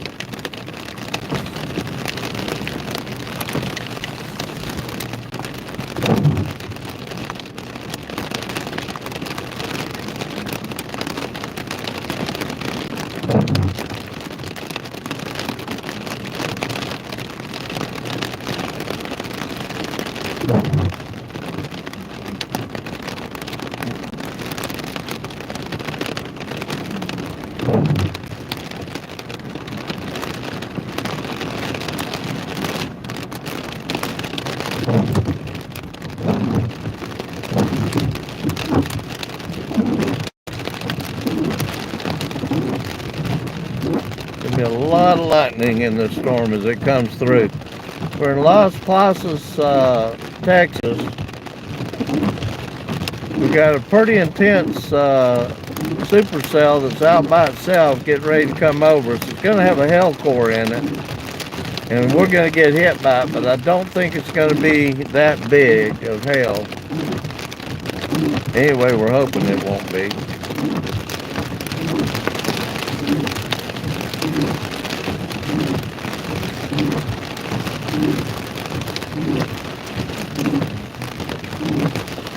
It does have help. There it is. I was about to say we're going to get it just any second. And there was the first piece of hail.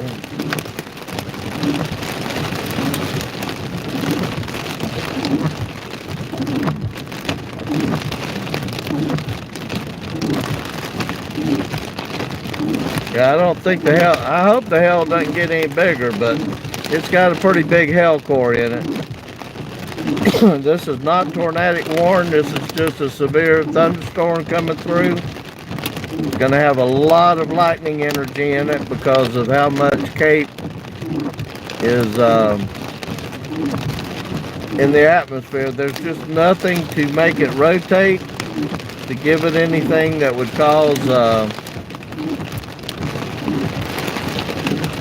tornado, but it's going to get pretty impressive here as it comes over us.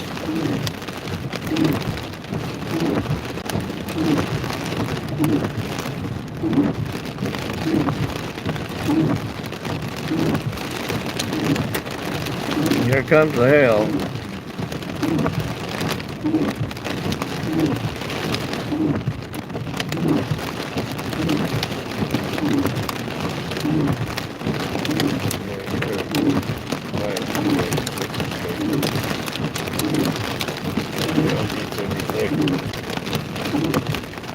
We do carry safety glasses and goggles here with us just in case the windshield does go, and we've got them in our hands. So if it starts getting too big, we'll put them on and make sure we're not going to get blasted in our face with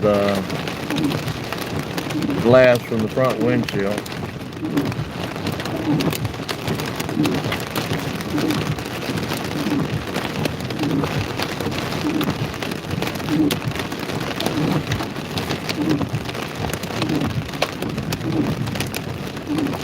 You can hear the hail. It's a little bit. It's not here yet, but that's a little bit of it right there.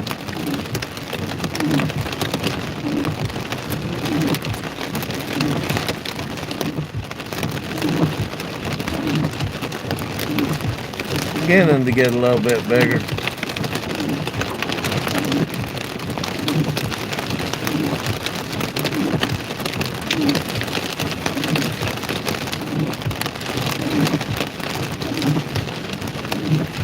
You can hear it hitting the windshield.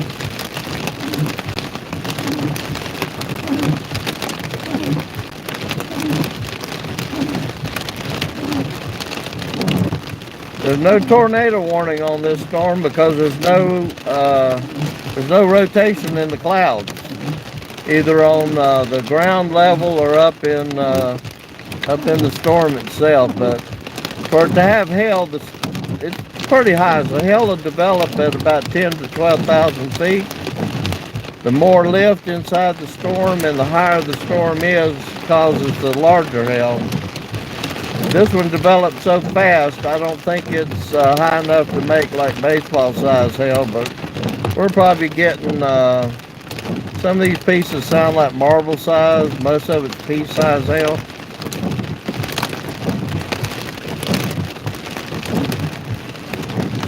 And the hail's not even here yet. You'll know when the hail gets here because you won't be able to hear me talk for the noise.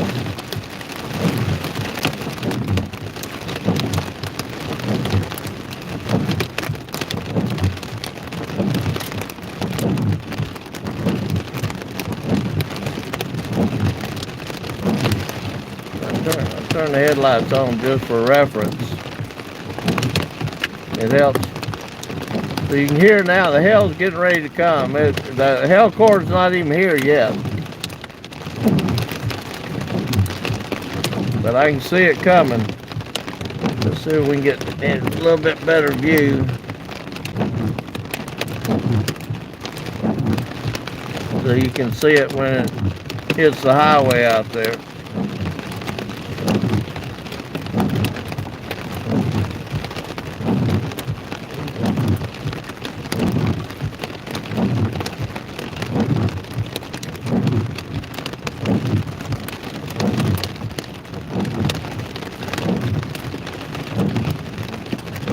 You can see some still coming down.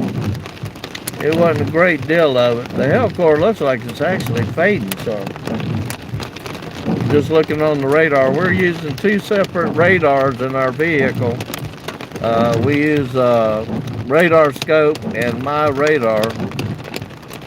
One for the rotation in the clouds and make sure there's no tornado trying to drop on us, and the other one for a little bit broader view of things.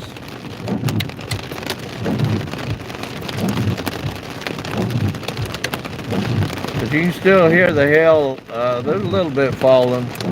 You'll see it bounce out there on the road every now and then.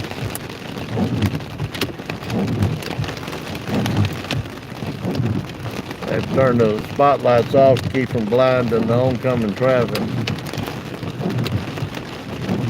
There's very little traffic out here right now.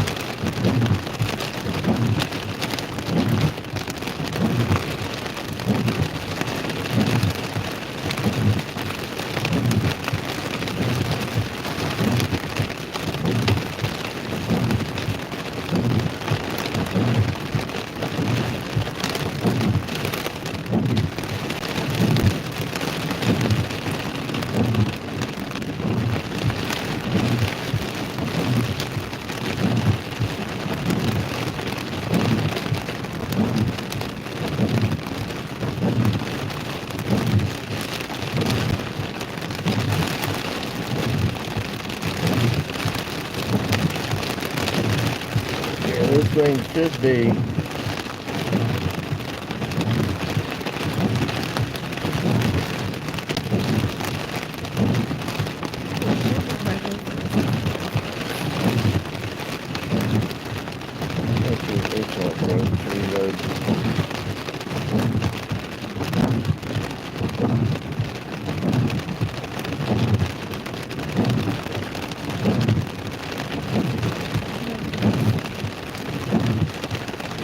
so where the radar's showing us, so here's the problem with radar.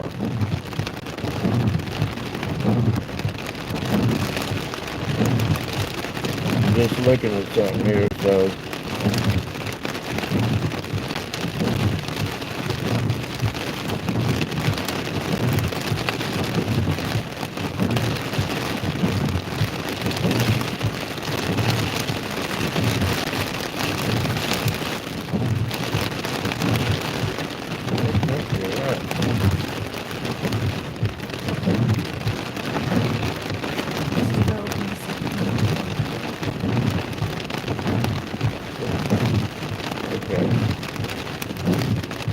So between the two radars that we have, none of them's more than 5 minutes.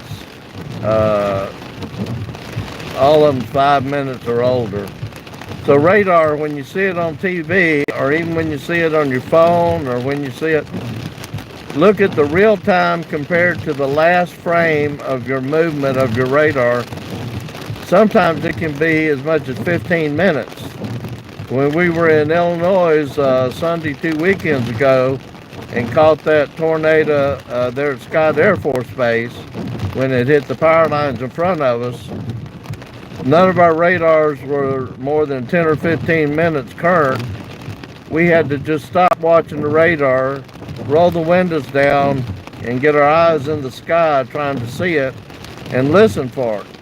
And until it hit that transformer, we didn't hear it or see it. If you watch the video, you'll see that just out of the corner of my eye, with one lightning flash, I thought I saw something, turned the car just in time for the cameras to catch it hitting the transformer and lightening the whole tornado. So when you see it on TV and it says tornado be at your location in 15 or 20 minutes, cut that time in half, or at least take 10 minutes off of it, just to be safe, because you're not seeing real-time radar. It's got to go from the radar down transmission lines to the National Weather Service and then redistributed, unless they've got direct T1 lines to the radar itself. But then it still takes time to come into the software, be read by the software, and come up on the screen on TV or on your phone, whichever one. So you're never seeing radar in real time. It's generally, we've had it be as much as 15 to 20 minutes behind on both of our radars in our vehicle. And we have to be aware of that all the time, that, oh, okay, we got 10 or 15 minutes before it gets here. Nope, we don't consider that. We assume it's going to be here any minute. And if it takes 10 or 15 minutes, great. But if we assume that and it's right on top of us, bad things could happen. Especially if it's got a huge hail core in it with baseball-sized hail, or winds like that one Seymour had in it.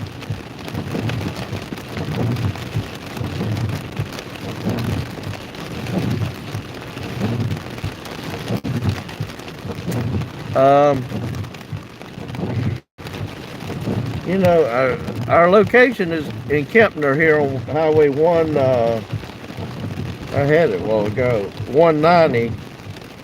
So we're at 190 at Farm to Market Road.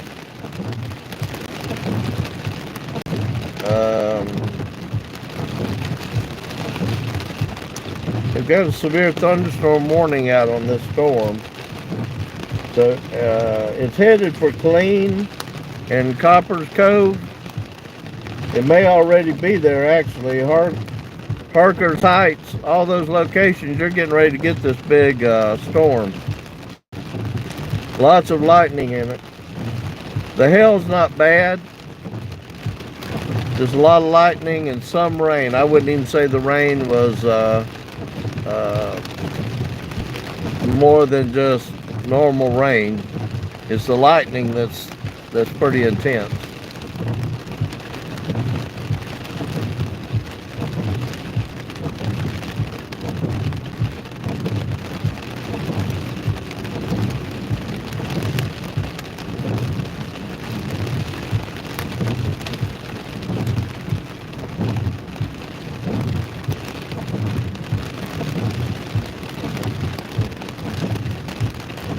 Actually, I think what we're going to do is we're going to go back and take this Farm to Market Road north.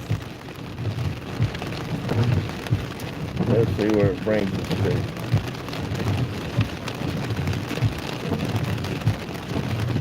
I think it's Highway 183 is what we're going to go back and jump on. Can't get my...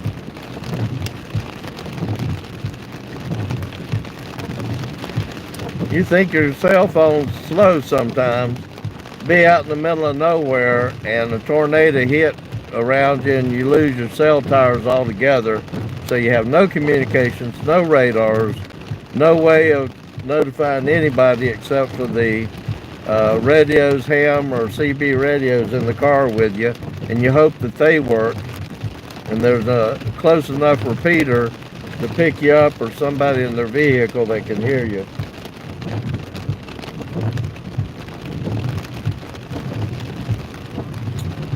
So that is, yeah.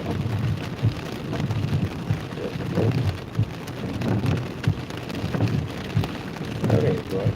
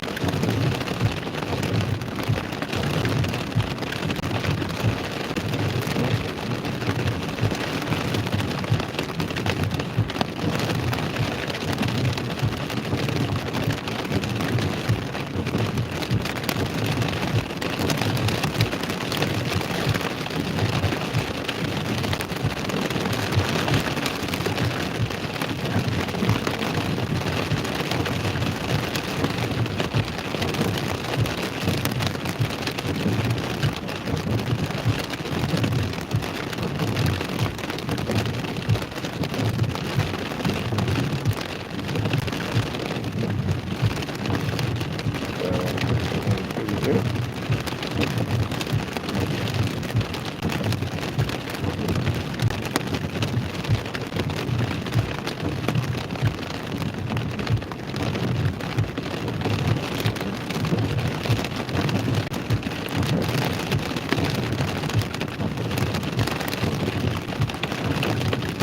to see what's going on here.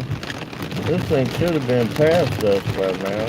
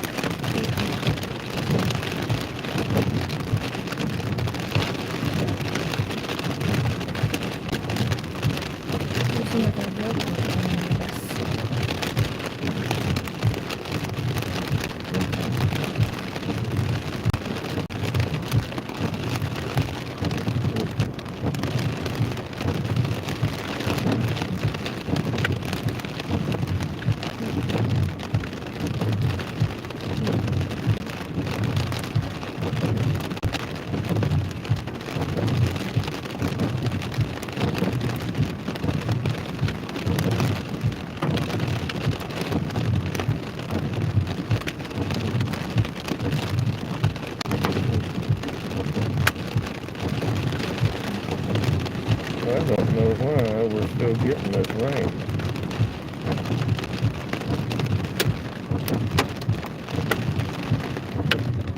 Where's the hill coming from? There's a new growth one that just developed and it's coming right at us.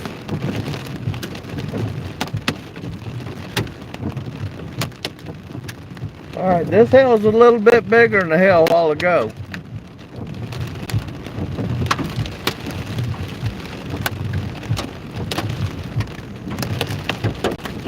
You're welcome, Shannon. Oh man, that ain't good.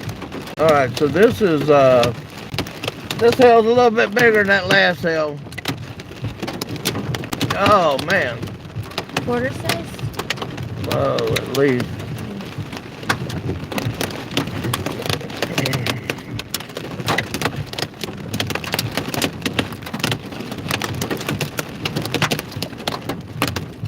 I assume y'all can hear that hail hitting the windshield.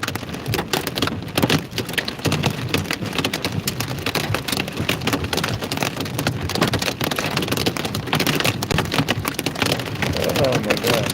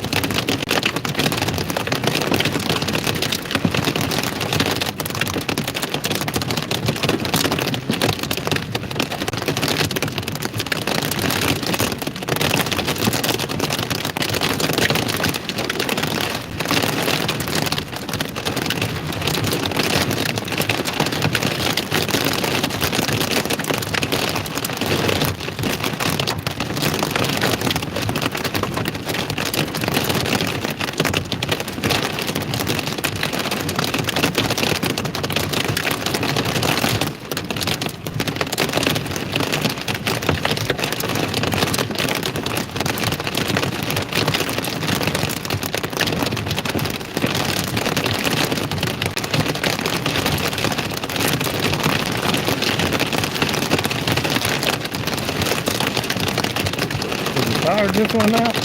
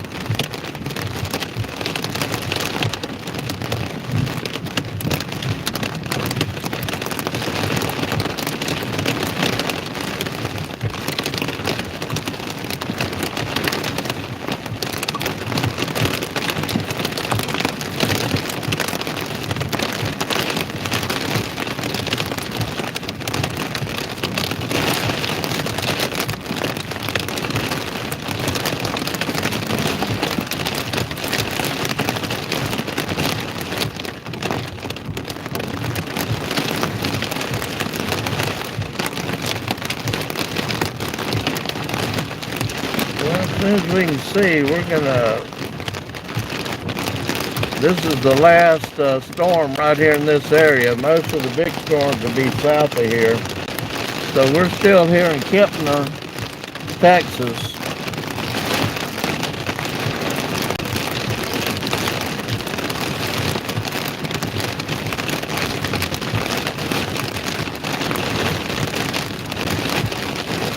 As soon as this storm passes, we're going to be headed back up to Wichita Falls for that after midnight potential for storm clusters and low potential for tornadoes up there.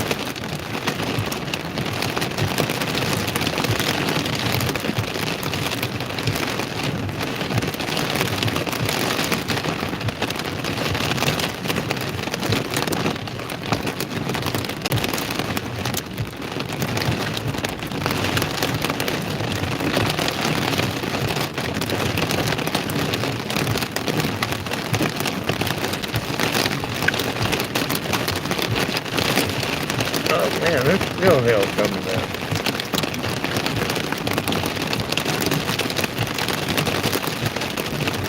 Lots of hail in this storm, but at least it's not big hail. It's only quarter to half an inch size.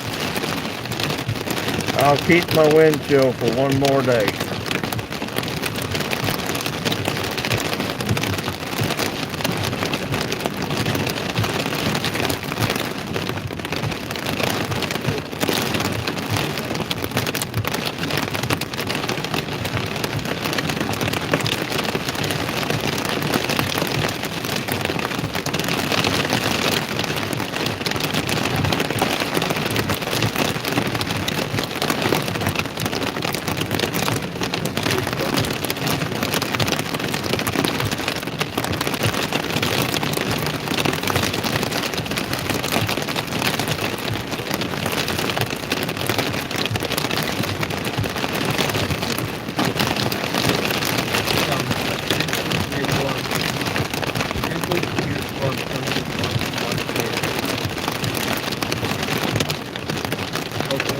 Man, there's still hail coming down.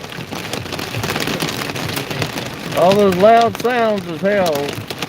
Luckily, they're only about a quarter inch, a little bit bigger. You can see them out there on the highway. Or you can actually, they're bouncing off the highway on the.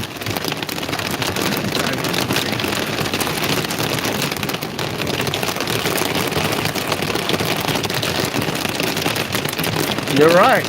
Never thought about that. Sounds just like popcorn popping. But you can see it bouncing off the highway. There's no reason to even move right now. We wouldn't be able to see out the windshield to drive.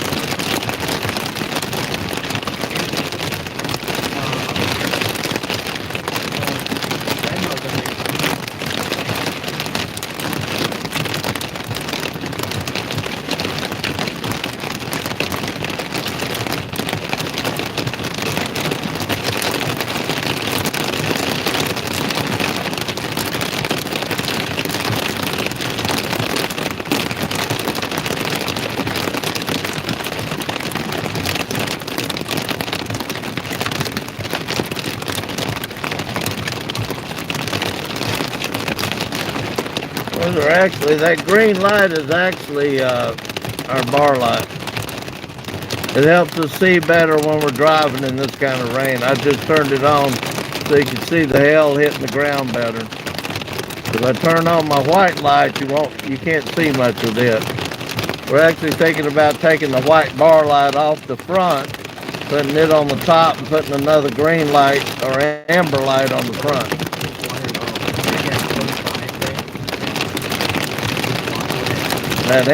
The amber lights we've got really penetrate this kind of rain and weather good for us to be able to see the road. I can't believe we're following this.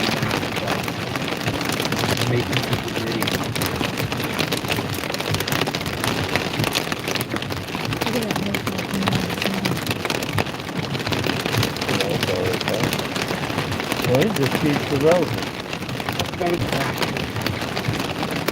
So this storm apparently just keeps developing right here in front of us. And the reason we keep getting held is because there's so much energy. They said, the weather service said there's over 4,000 joules or more of CAPE that was going to be in the area this afternoon and evening. And as this thing we thought was almost past us, it's redeveloping to some degree behind it, and the cloud tops are so high, hell starts developing at about 10 to 12,000 feet. And the higher the top and the more lift, the longer it stays up there and the bigger it gets. So this right now, this is more like pea-sized hail now. It was almost a quarter to half an inch earlier.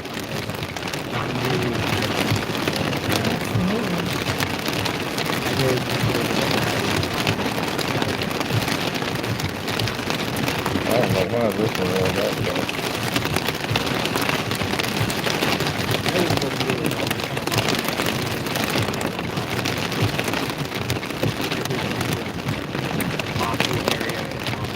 We're having to reboot our radars.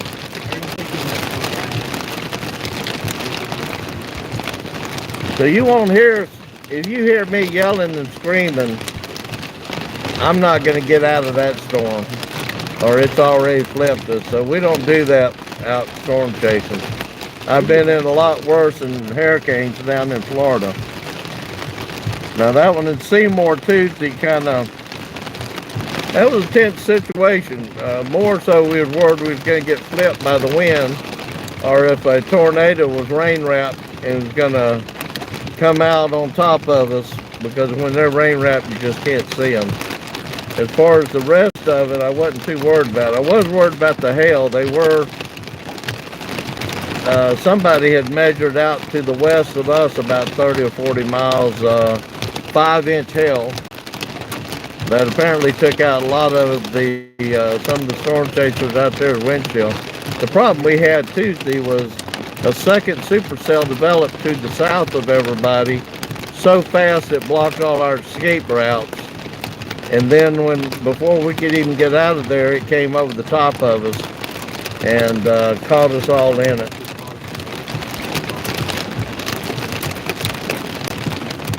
These storms tonight look pretty impressive, but they're mostly just rain and hail and lightning. We came out to get some lightning videos. If you go back about 30-40 minutes, we had a really good cloud to ground lightning strike. Unfortunately, it hit a power transformer, blew up, and then caught on fire, but we got it on video. I hope nobody got hurt.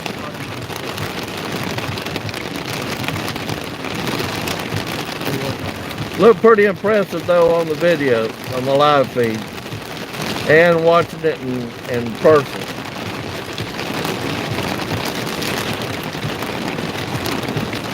I'll try to get that posted tonight. But we're going to have to bug out of here in a minute to be able to make it back to Oklahoma-Texas line for that big cluster of thunderstorms that's supposed to develop around midnight.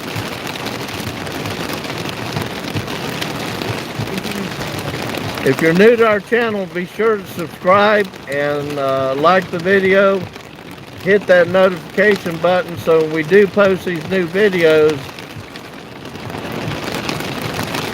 This is, we're in Kempner, Texas, northwest of Waco and Austin, Texas. We're probably about 45 miles northwest of Austin, give or take.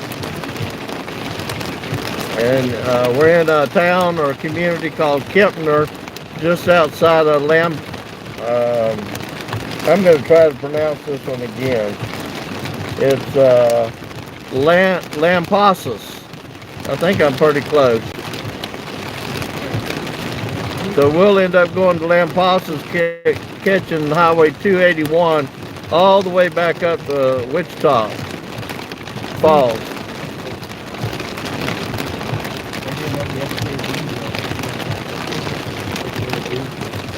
Yeah, we didn't think this storm was going to last long, but it keeps, there's so much energy out here, it just keeps rebuilding on the back side. And the hail core that was supposed to have been pretty small just keeps getting bigger.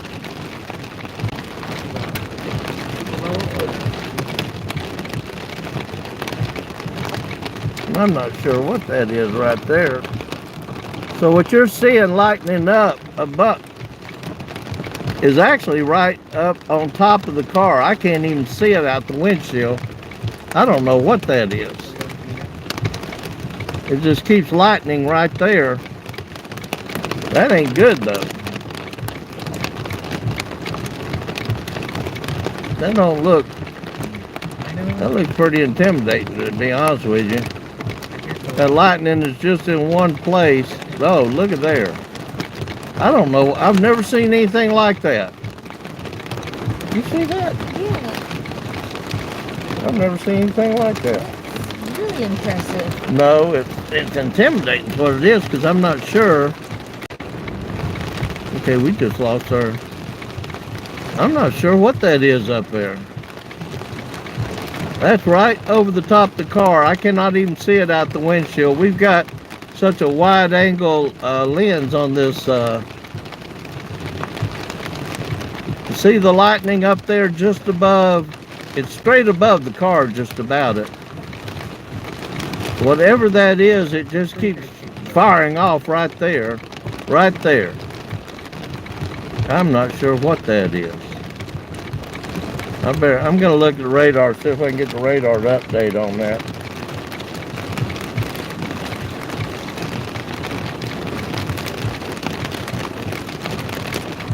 That's kind of intimidating. I've never seen so much lightning in one spot. Look at that. Uh-oh, here comes some more hail. That ain't good either. Look at that. Oh, this is bigger hail than before. Holy cow. This thing has developed another hail core and is dropping it right on top of us. That's what that is. The lightning is, look at that. This is not good. Okay, it don't sound like popcorn anymore, people.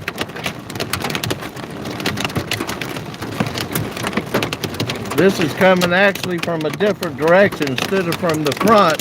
It's actually coming from the side. Let me see if I can get a piece to come through the window. Nope, too much water. Those good friend getting wet. So this thing has sat here and developed 3 hail cores, and I'm not sure what all that lightning was up there. And it was only in one spot.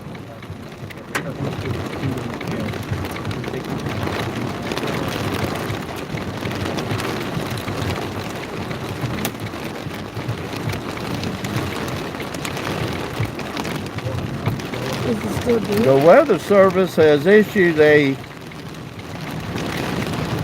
advisory on this for 2-inch hail in this storm that's coming over us. So that amount of hail must be going off to our left, because we only got about 1/2 inch, maybe a little bit bigger. Again, we're at Kempner, Texas. That was just the first hail core. There's a second hail core. Hold on, I'm gonna get this done. Alright, this ain't good.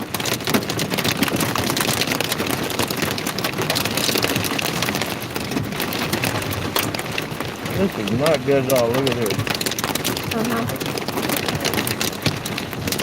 We got something going on here, and I'm not sure what it is, to be honest with you. That lightning we saw above it, this is not good.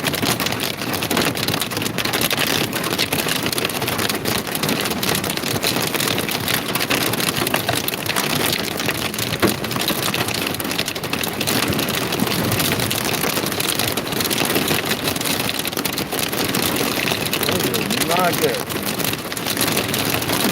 This hail is huge. It's probably 1 inch big now.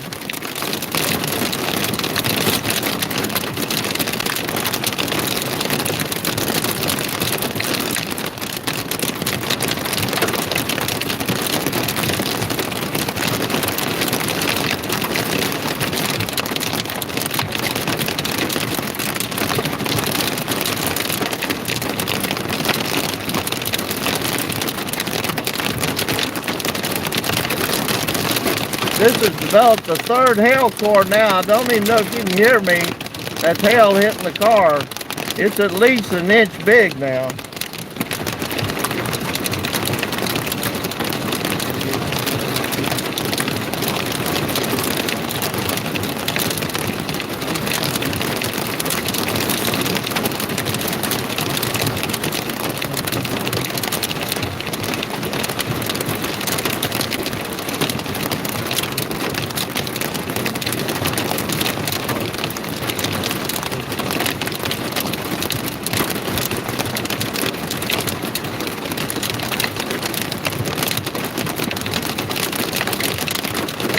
Yes, this is live. This is happening right now in Kempner, Texas. We're in Kempner, Texas.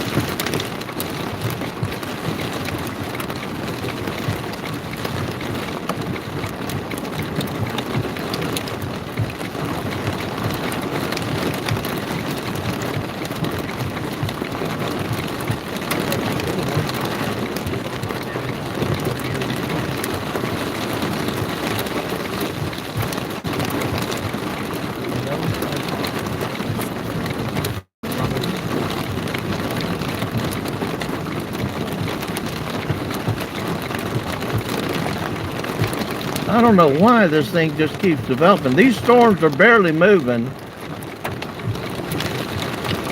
That's true. Generally, though, the hail's on the north side of the circulation, not necessarily directly with the tornado. But this particular storm, the storms down here in this warned area, or hurricane watch area, thunderstorm watch area, has been moving very slowly. The lightning that you see on the live feed is happening directly over our head and has been focused right there in that spot for it seemed like 10 minutes to 15 minutes. We've had three sizes of hail. The first one that come through was pea size to quarter. The second one come through was about a half an inch. But this last one that redeveloped a new hail core had to be over an inch. But that lightning above us in that one location has been there for 15 minutes. I don't think this storm or the energy that's causing this storm is moving at all.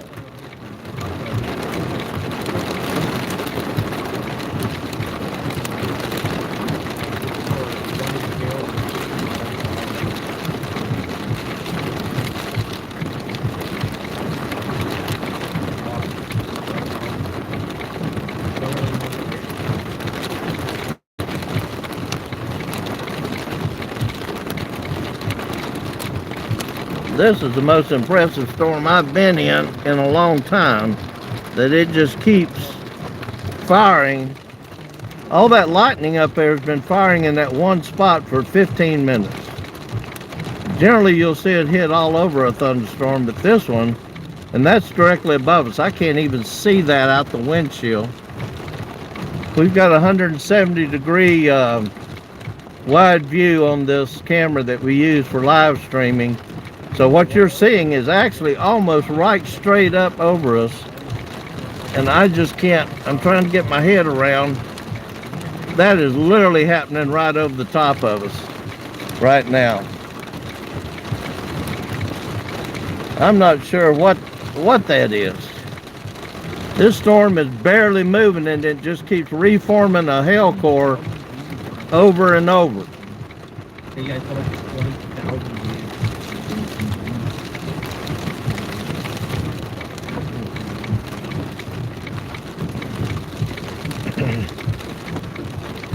views. I've never seen lightning just focus on one spot. Generally, if there was rotation in these clouds, and I've looked at the, let's see.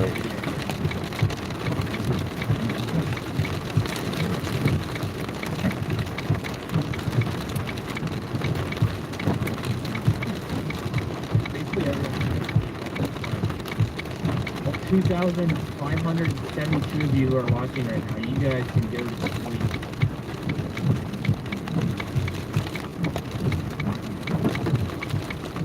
I am.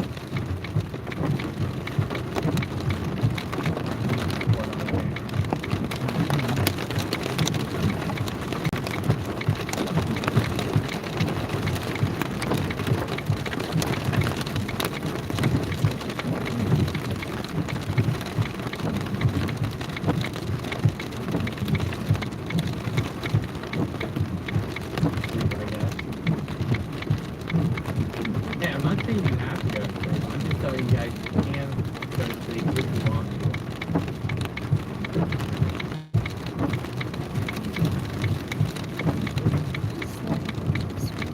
I don't know. No, look at the shape. Yeah, you gotta go to sleep. It's past your bedtime. Come on. I don't know how much longer we can all wait.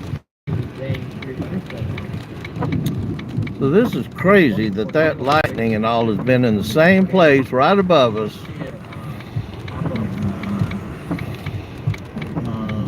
Radar as a tornado report. It doesn't look like we have any tornado reports on any of our storms in Texas at this point in time. Any reports of hail damage or whatever in the last hour or month?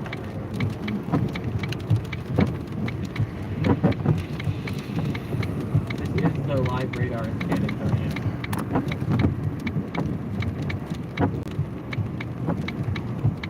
I think you guys should see storms tonight. Rain will do those eventually for sure.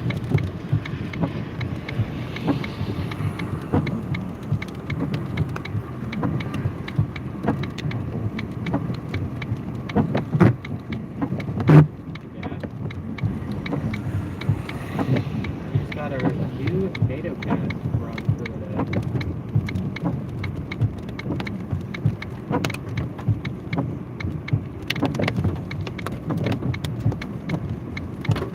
There, over Bowling Green, Kentucky, other than that little wide open. Yeah, guys, I can show radar and mega cameras, yeah, so I have to work something out with radar and mega to be able to do that. Caden, thank you so much for becoming a 10 hatched channel member.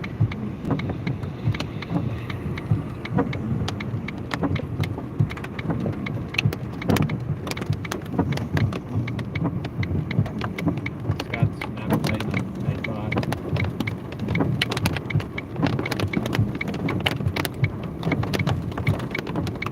Any reports of a confirmed tornado anywhere? If you guys are like seeing reports of that, go ahead and send me those. Tag me on Twitter. At Simco12WX. And bro, this guy Black by Night Body. It doesn't learn?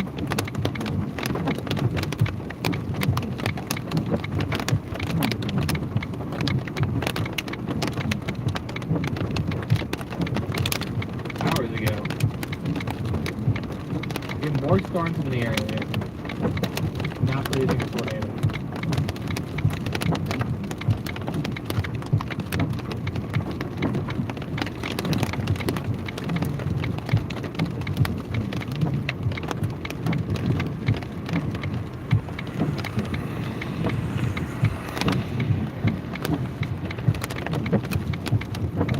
Oh, that is mean. Frisco, Texas, you guys should be chilling tonight.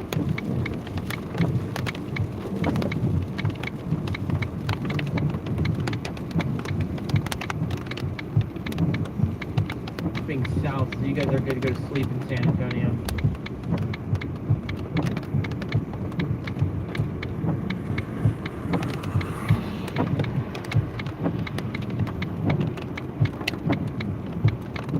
Was it still working? Hold on, you guys.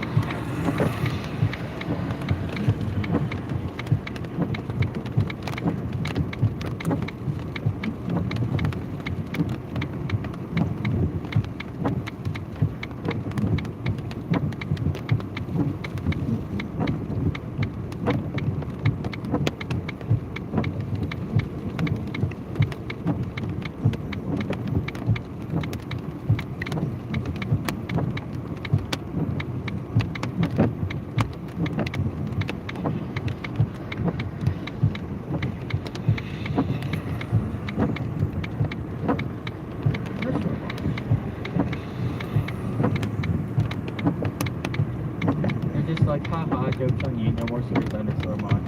Like, this warning, this one's in effect for another 23 minutes. This storm is almost into the area where we will need a severe thunderstorm watch. In fact, if I had to guess, the winds are already out here, although the majority of those are not severe winds. Yeah, an 80% chance of a watch is basically like they're going to issue a watch. But they issue 80% watch drops on an MCD.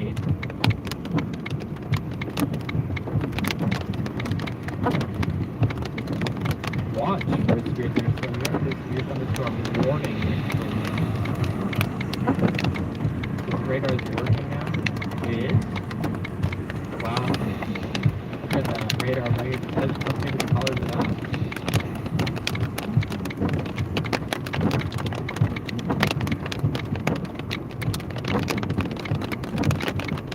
Close to see that rotation, yeah, no rotation.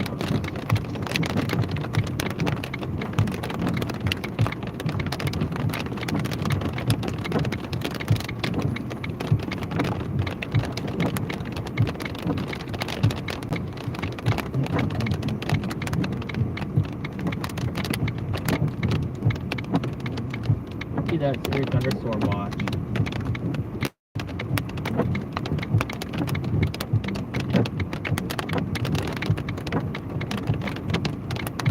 Well, it technically is a hook, but it's not a tornadic hook. Not everything that looks like a hook is going to produce a tornado. No tornado reported going into Killeen. I wonder when this came back online.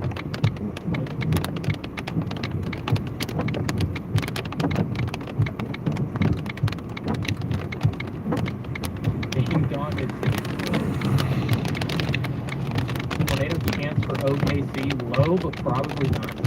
Probably like 0.5 to 1%.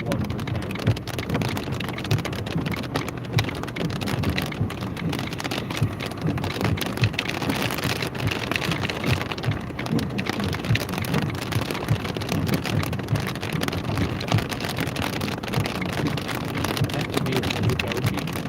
That's probably not right. I should say woo-hoo.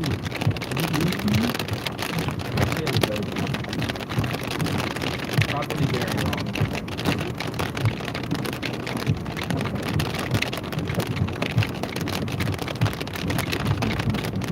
Tornado report or warning.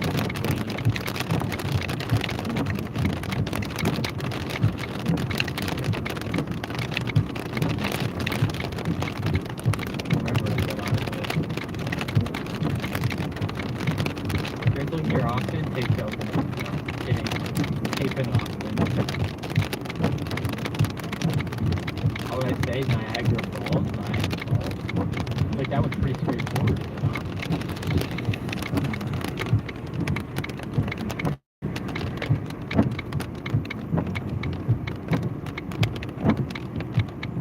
Pond Lock. Austin, you guys can go to sleep. It's a power shower. Should not affect you guys very much.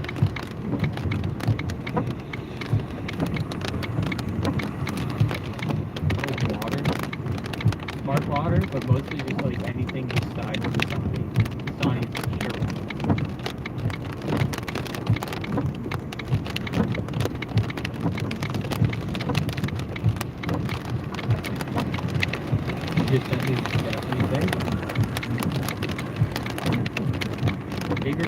Sniper, dude, I don't even know. It's too slow up there. Looking at it right now. I think that's really good. It's like it is. I did copy it.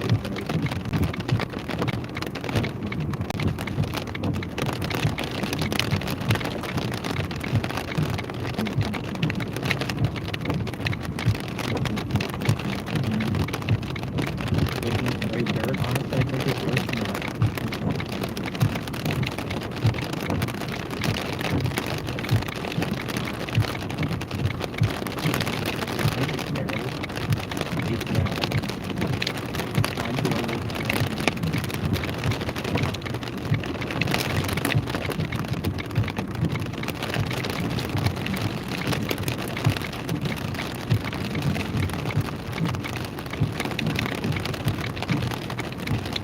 Unless you guys are up here, like in this very specific region, you guys are not under any tornado.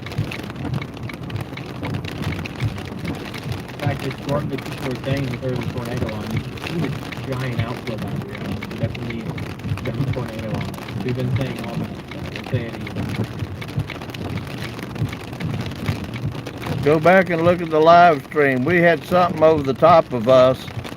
Still not sure what it was. We're sending it to the Weather Service and letting them make a final determination on whether it was a funnel or not a funnel.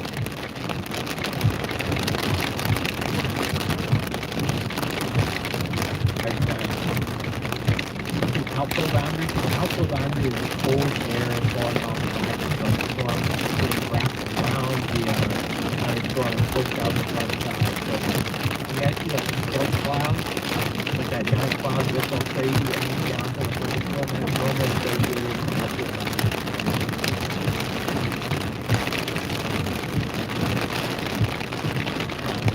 They had outflow. Tomorrow is not only like concerning as a whole, but just given how large the range is and how many storms there are, there'll probably be a tornado on the front. Yeah.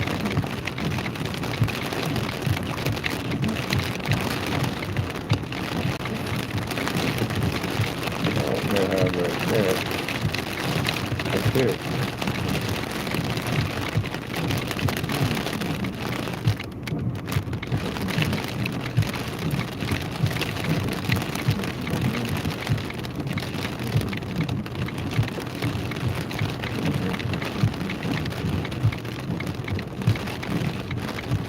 Why is that still showing me up there?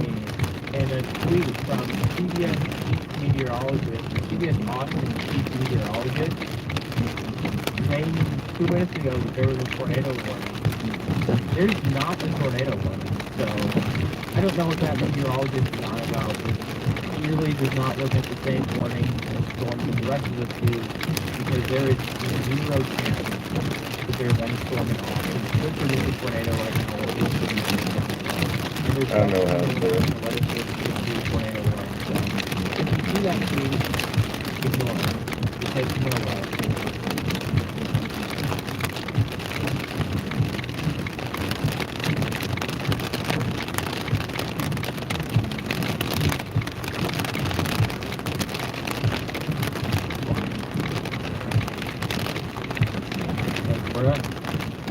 We're going to lose all our severe thunderstorm warnings before we even get our watch. Other than one this year. I don't know what see what the weather service is for Austin. Does Austin have a weather service?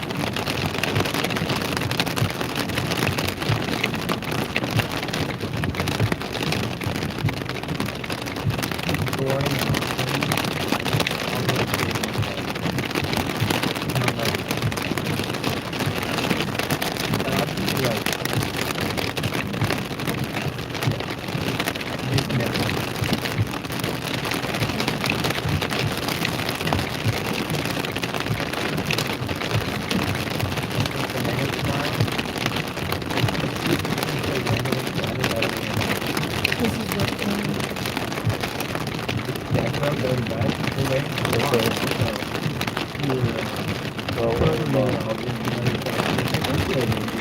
Contact with the bottom. Backspace. They're all in the box. Time to contact. I have a phone number and an email.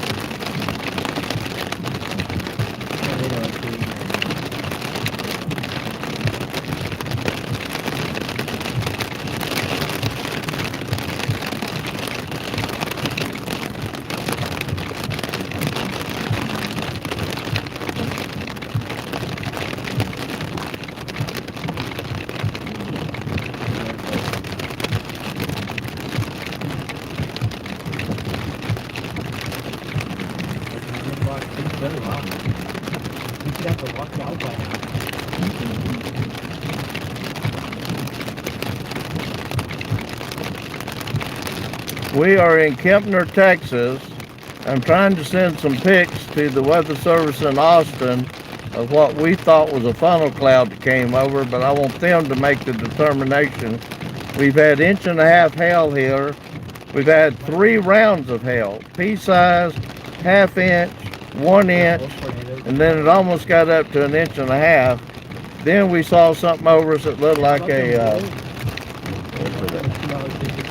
Please go then when I press email, it just goes directly to an email for me to open email.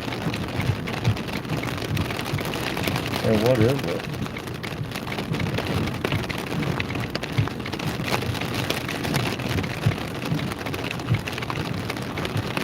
Send your email.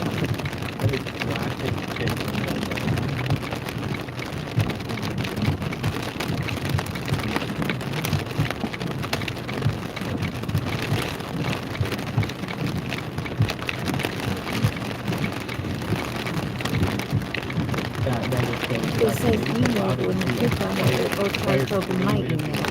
Where's the email? Right here. That's actually it's been a struggle. Like the difference anytime we play it. Little dinosaur pieces of fly goes. There it is.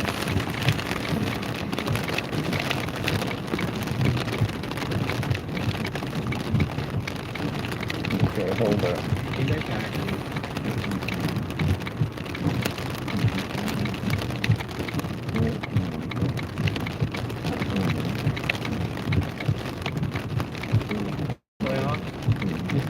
So insane.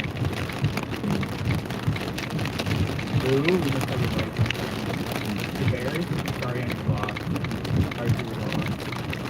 We lost 2-0. Hey, Vans, I doubt that they're just gonna, like, not issue a watch for this. They're probably just gonna lose them time.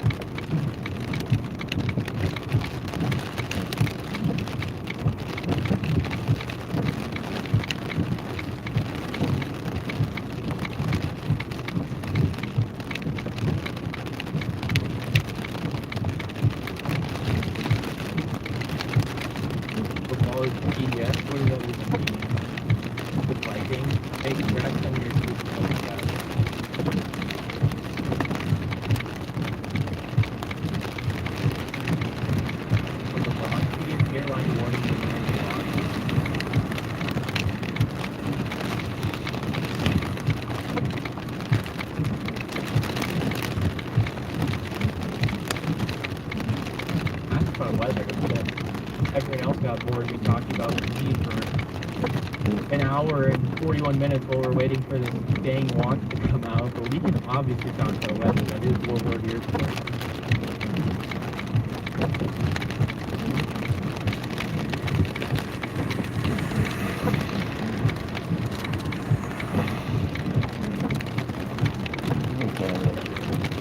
Any tsunamis on Lake Michigan, like 4th and less likely now.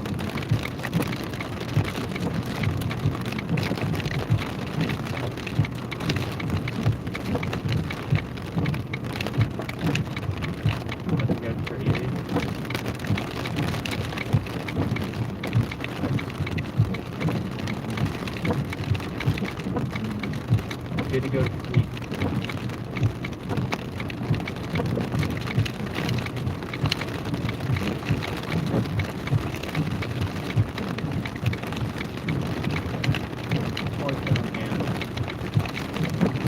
We're getting here 9 more minutes to take you this watch, and then we're getting going to work.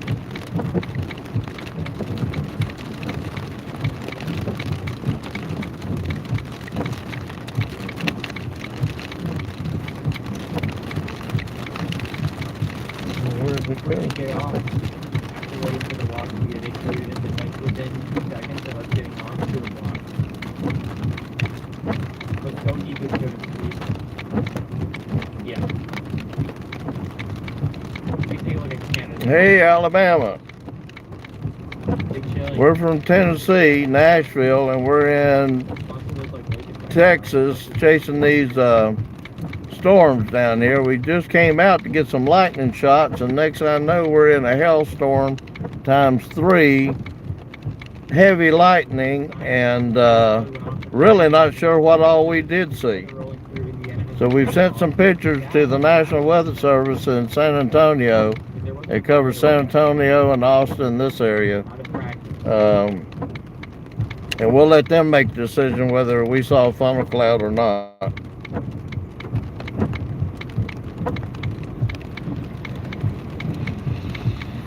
The problem is we videotaped it, but it was on top of the car just about it. I could not see it out the windshield, but I took the pictures off the live feed video to Weather warning just in case though. Does not include tornado fire. and let them decide what we saw or didn't see.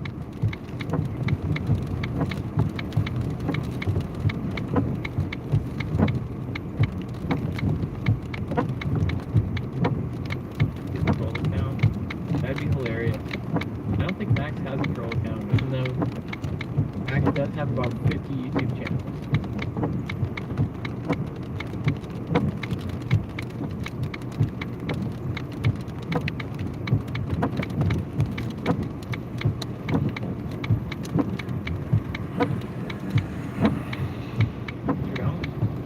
Montego Bay, Jamaica, beautiful place.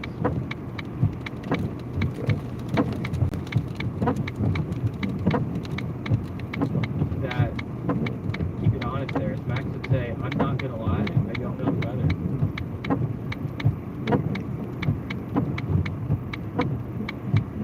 When I am on my computer like this, 110% radar omega. If I'm storm chasing radar scope, it literally only loads radar data, so it loads quicker and uses less data.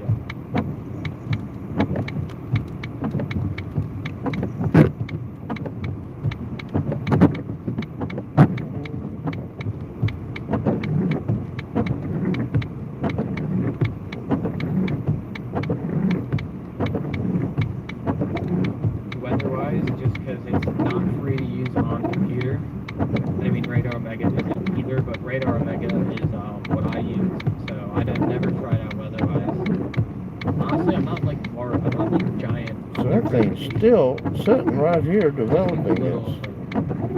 Obviously, they're new apps. Guys, this storm has barely moved over the top of us. We're going to go back to the east because this thing's sitting right here on top of us. Yeah. For $7.28. And for some reason, it's just not moving, and it's developed 3 hail cores.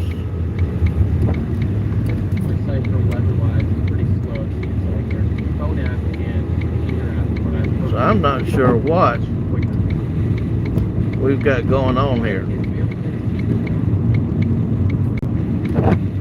We're going to pull off again. How slow is this moving? Which one, CW?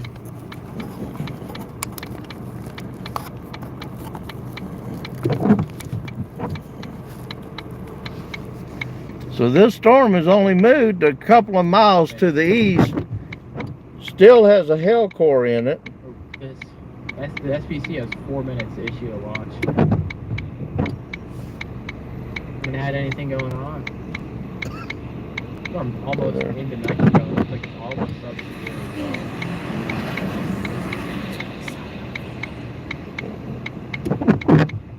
Must have warning near Happy, Texas. Way ahead. And this storm that's more almost outside of our interstate. We could issue a new severe thunderstorm watch.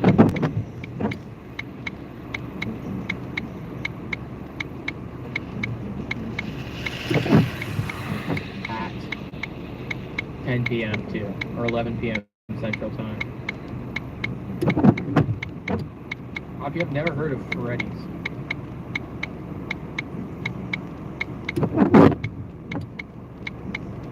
Did I give them the wrong time? Time was 10:15. probably my favorite weather app for like not in-depth radar. Actually, when I'm storm chasing, I stream on my radar. You can see me in my radar anytime we're live streaming. Just like you're used to seeing chasers in Radar Omega, you can see me chased in my radar. Download the My Radar app. They just announced the watch. I don't see it on the NWS Twitter yet.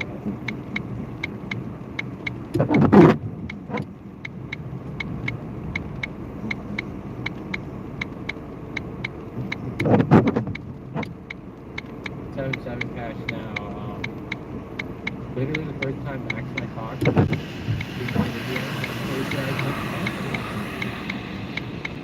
like friendly, like joking.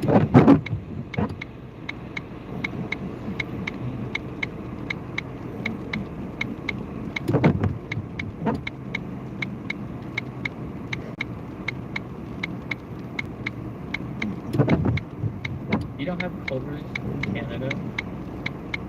Okay, when you do have Tim Hortons, that kind of makes sense. Corey, as soon as we chase is April 16th, not April, May 16th, when I'm not in college anymore for this semester.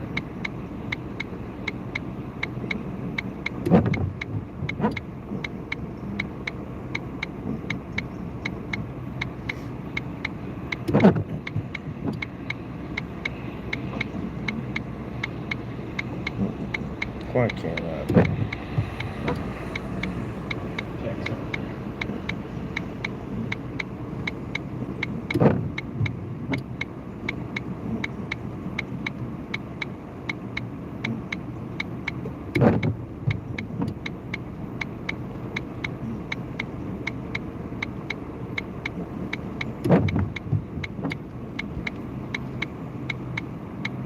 Storm Prediction Center.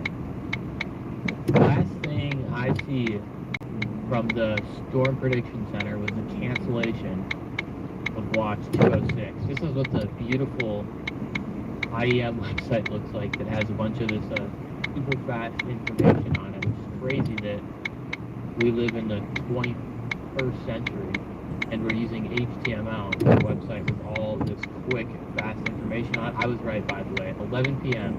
Just issued the watch. Look at that. Bang. It's not loaded.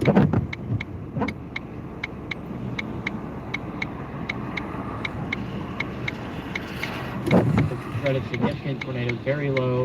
Severe wind is moderate. 65 plus knot winds is low. And then moderate for both hail. Here's the graphic on that watch. So this includes areas like Clinton, Altus, Childress, you're not in it. Ardmore, Oklahoma City, McAllister, you guys are all in this severe thunderstorm watch. It is valid until 7 a.m. In terms of timing, we're going to see storms reach Oklahoma City around 2 a.m., Tulsa around 4 a.m., and then they should be out of the watch by 5 a.m. Guys over here, you're basically going to see these storms pretty soon, and I want to stress that what storms look like on radar right now is not what they're going to look like by the time they reach areas like Ardmore and Oklahoma City. They are going to be stronger, they're going to be more significant, and you're going to have to pay more attention to them. Now, that doesn't mean you guys don't need to go to sleep. You guys are more than more than welcome to go to sleep. Just make sure you have a way to get warnings, whether it's a combination of a weather radio and phone and tornado sirens. Just make sure you guys have a way to receive warnings. Other than that, that's basically all we have to talk about. I'll go ahead and draw the warning or the watch area in here real quick, just so you guys can look to see if you guys are inside that tornado watch. But that's basically it for today. Don't recommend sleeping outside, like Charlie Bordeaux just said. Things But go to- yeah, I have to go talk to No, Max. We gotta make big, No, super look. plans. Well, So, hate to leave you guys so soon, but not planning on streaming tomorrow, just like Max said, but you know, I'm other gonna events move we're back planning on towards streaming today, Killeen. so assuming we don't stream tomorrow, I'll see you guys probably a week from now, but We're gonna head back towards Killeen and catch up with this. Hey Canada, glad to have you on board. There's not supposed to be any tornadic activity out here tonight at all, but I'm not even going to say it's a potential funnel because you get criticized too much out here, and I am not a meteorologist. However, I've been chasing for years and know what I saw. So we sent that to the San Antonio, Austin weather office. We'll let them make a final determination. This storm that's right here in front of us hasn't hardly moved in probably an hour or more. It just keeps developing and redeveloping. We've had 3 separate hail cores come over the top of us, and we're just not sure what this thing. I've never seen a storm this intense and just not move. And there for about 20 minutes we had lightning. We couldn't even see it out the windshield. It was directly above the car. But our wide angle lens on this live stream camera is 170 degrees, so it was actually capturing in the windshield almost directly above the car 15 to 20 minutes of constant lightning in one location above us. I've never seen anything like it. So we're going to try. This storm is so interesting. We're going to try to stay and see, get to a place to park where there's no lights, and we can look back out to the southwest. It's right here beside us. It hasn't moved. It literally has developed, redeveloped, developed, redeveloped for over an hour and a half. So we sent pics to the weather service, and we're going to let them make a determination of what we saw. There's absolutely no reason, and I'm going to repeat this, even in my novice basis of storm chasing, there's no reason for a tornado to be out here. But this storm is slowly, very slowly moving towards Killeen. Lots of lightning. It's developed 3 hail cores.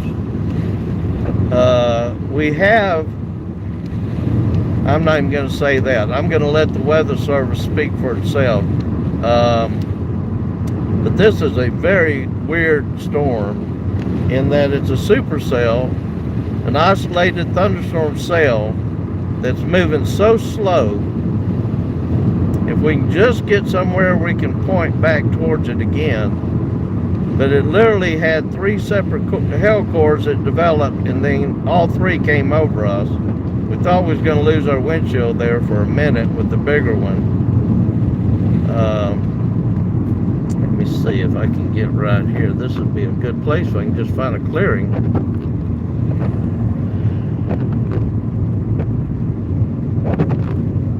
We can see it. I just can't get to a clearing to point it out. We knew there was a lot of energy in the atmosphere tonight, and we're seeing it. I've certainly seen spider lightning out in Arizona without a cloud in the sky, just from static in the atmosphere and the energy. But this is actually showing up on radar as a individual thunderstorm cell, and it's pretty intense, and it just keeps developing and redeveloping, and I don't know what it is. I can't even put a name on it myself, except that it's an isolated cell just sitting out here doing its own thing.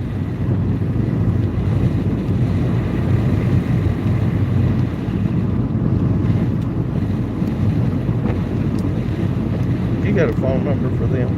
For who? The weather service that I just sent the pics to.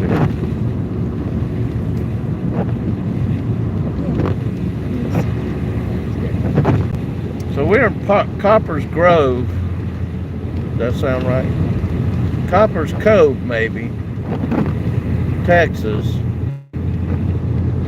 And this thunderstorm is just sitting out here. It's not even really moving.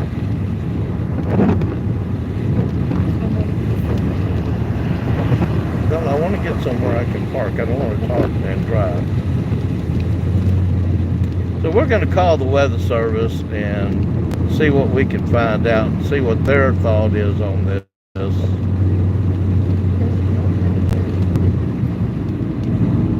Yeah, but that doesn't mean I'm going to have a clear vision of that. I want to get somewhere. Here's another one right here. So we're going to try to shoot back down to the, I think it's the southeast is the way we're going to be pointing once we get right here. Yeah, this is a perfect place.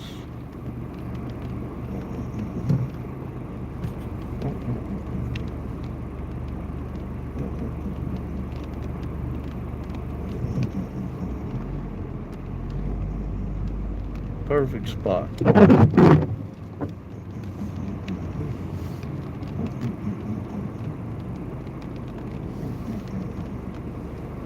Okay, Okay, it's 830. I can see.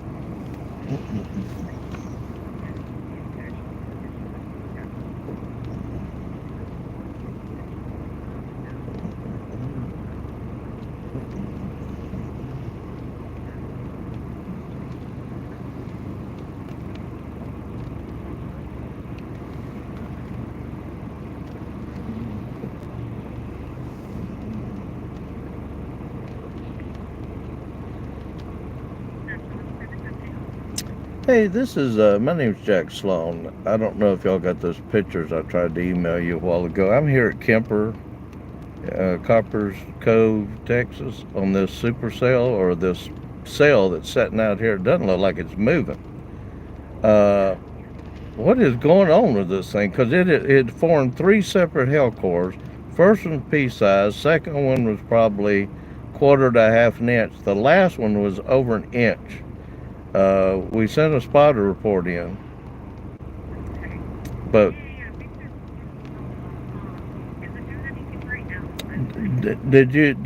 yeah, I mean, it's just, I mean, it's very intense. I tell you what, it looks like a very intense electrical storm that's not moving, that keeps forming hell cores over and over and over and dropping them on top of us.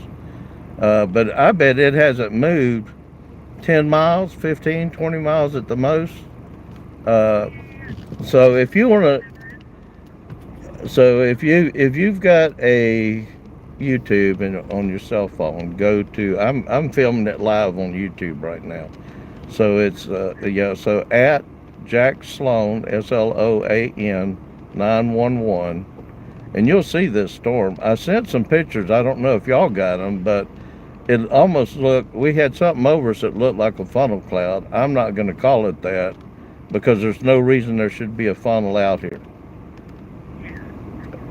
But did you get that picture? Where did you send it? It looked like SR-EWX Webmaster or something like that. It's the only one I had. Do you have one directly for you?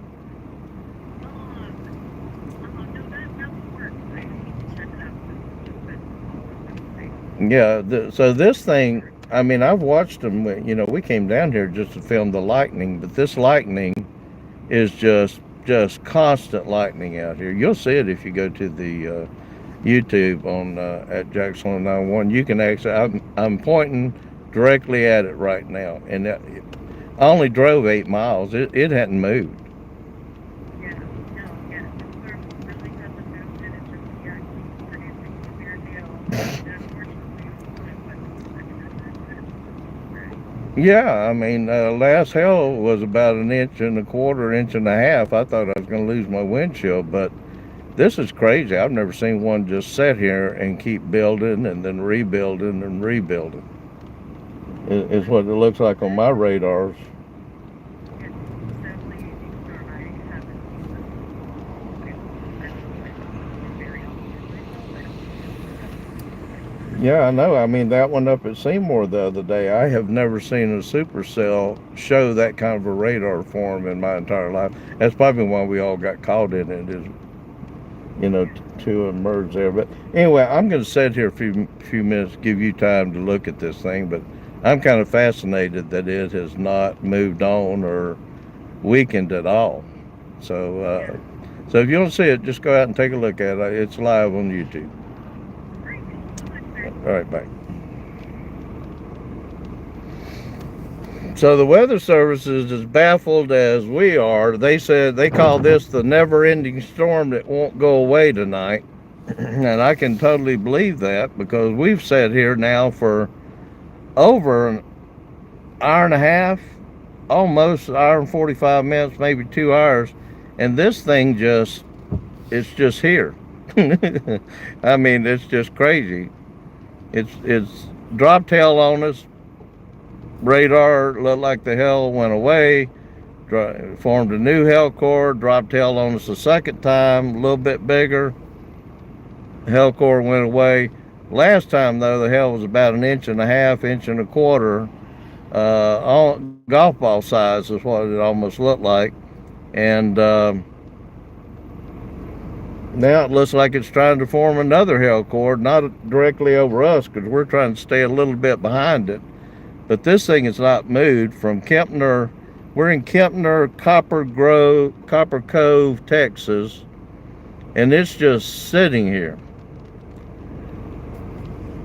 doing its own thing.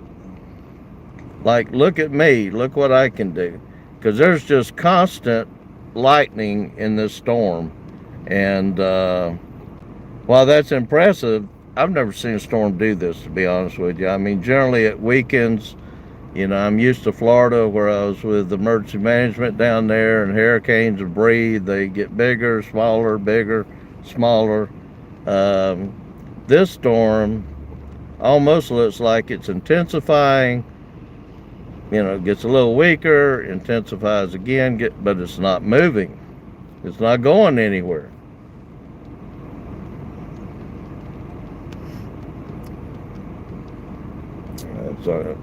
It's like a storm that got date canceled on them, and they got nowhere to go but here. So they're just sitting here giving everybody a show.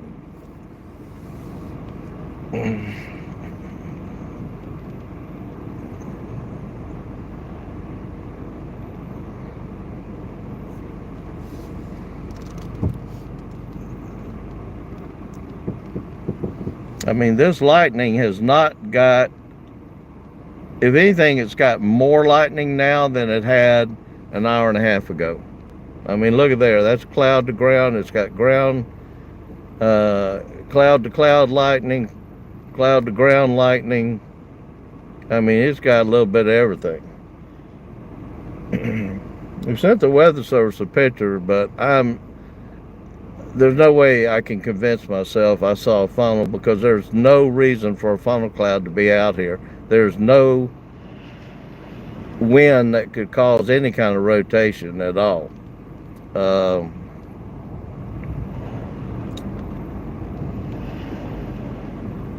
I don't think this thing's got any kind of tornadic activity in it. It's just a isolated thunderstorm cell that's doing its own thing tonight.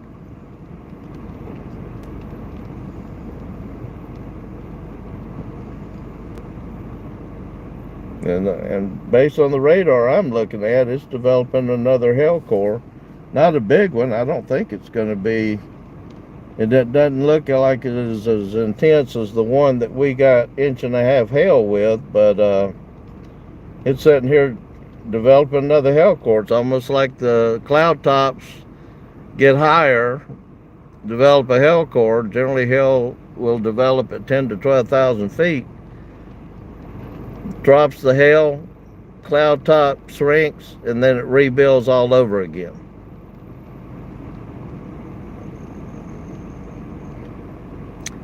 I am in, I'm just west of Killeen, Texas, in a community called Kempner, Kempner, and actually we're right next door to Kempner. We're in Cove now.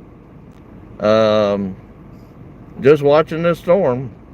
Must got stood up, nowhere to go. It just sits here and keeps doing its thing. I've never seen a storm this intense that didn't at least move on or diminish at some point. It's way after sundown, so generally by 10 o'clock they start diminishing and can't build this kind of energy, but this one keeps developing, redeveloping, developing, redeveloping.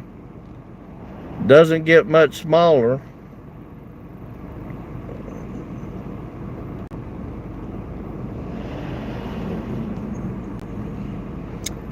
I know we've got some people on from Canada, Alabama.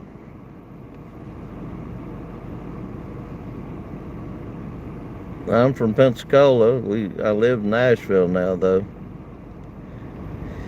And we do this every year. I used to be a county EMS director, and now when I'm not working in the ICU, I come out and storm chase every chance I get. So if you're new to my channel, please subscribe, ring that bell. We got a lot of video, particularly from the Seymour, Texas storm the other day. Just absolutely great video and pics of the entire structure of those two supercells that came through. One of them had 5-inch hail. And then I think the Weather Service is going to officially list it as 104 mile an hour winds, and I can believe it. We had at least 70 or 90 in Monday where I was, and oh wow. See, you don't get that. You generally do not see that intense lightning out of a storm after 2 hours of it just sitting in one place. That was an intense cloud to ground lightning strike, and you just don't see them with a storm that's lasting this long. And while we knew there was going to be a lot of energy in the atmosphere today to make these form in this area, I've never seen a storm do this. If I have, I can't remember a time.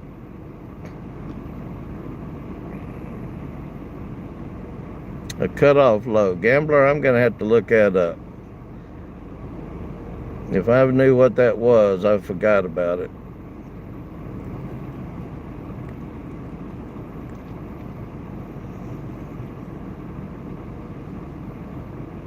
We had wave clouds come over the hospital about a year ago, and I couldn't figure out what I was looking at because the gravity clouds, in other words, when the moisture lifts through the cloud and cools down and comes back down and brings the cloud with it and looks like waves all across it, came almost to the ground. I forget what it was called. I had to actually call a meteorologist and ask them what the picture was I took of. So I can't be totally up on all my healthcare stuff and be totally up on all the meteorology stuff too. I'm a amateur novice at best on this storm stuff. If we were talking about a hurricane, it'd be a totally different thing. I spent several decades in Florida overseeing EMS response and evacuation for hospitals and nursing homes for hurricanes, and could tell you everything you want to know, including the history of them. Tornadoes are something a little bit different, or storms like this. Now, hurricanes can certainly stall out over an area, but and you expect that sometimes. But at least you know 2 weeks in advance they're coming, how big they're going to be when they get there, and pretty much you got everybody in a safe place. But storms like this that just pop up and don't go anywhere, you know, he's kind of outworn his welcome tonight, I think.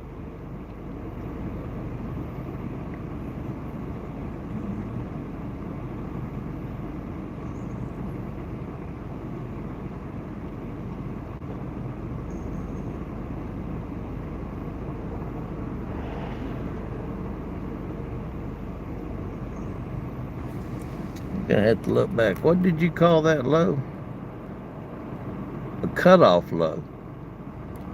So why do they call it a cutoff low, except that it's just a low that doesn't move and it's cut off from movement because there's nothing to guide it? I mean, we have that with the hurricanes. They're considered a low, and sometimes they'll stall out and just set in one place. So I assume it's similar to that.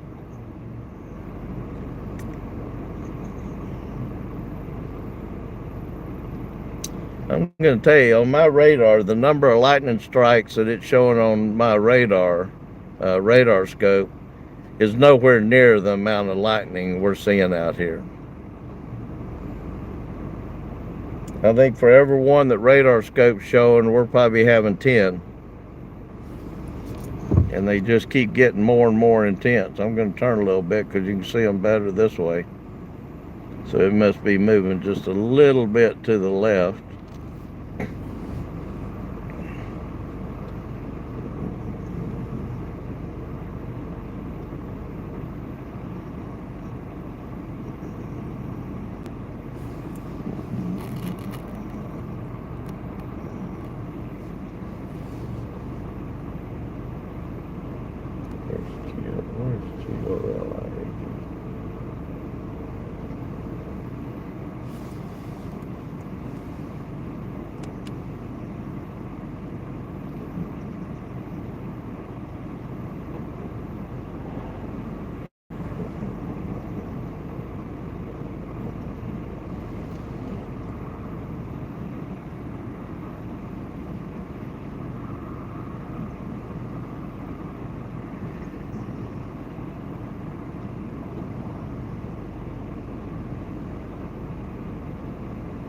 Is that Goliad, Texas you're from?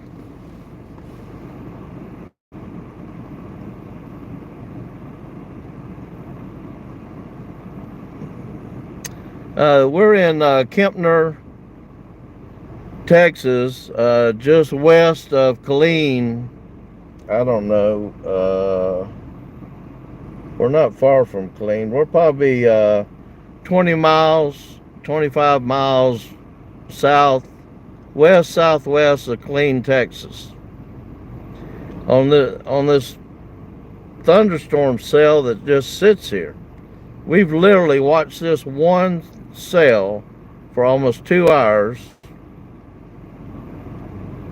Developed a hell core, developed a second hell core, developed a third hell core. Now it's trying to form another one. But I bet it hasn't moved 10 or 15 miles, 20 at the most, since we've watched it over the last 2 hours.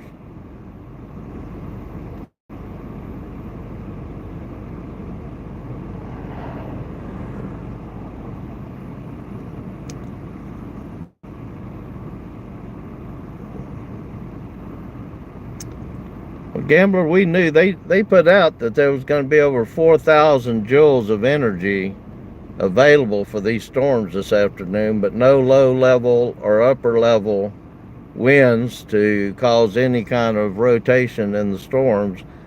The only thing was there'd be enough energy to make and no cap to make the tops go pretty high.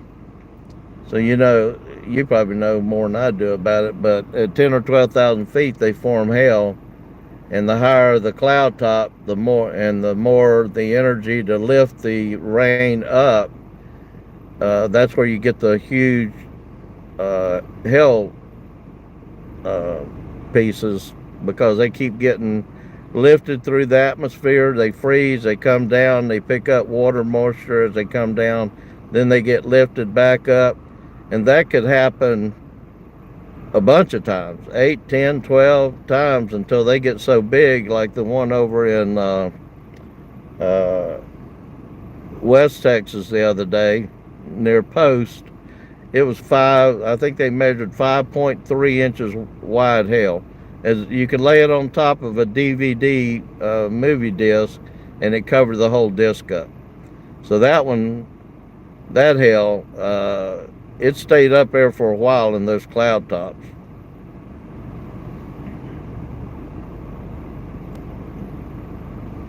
We noticed we could see the cloud tops on these forming. We were over 100 miles from this area, and we could see the cloud tops way back 100 miles away before we ever got into this area this afternoon. So we knew they were going to be pretty tall storms, and that most of them were going to be isolated. But this one's just kind of funny.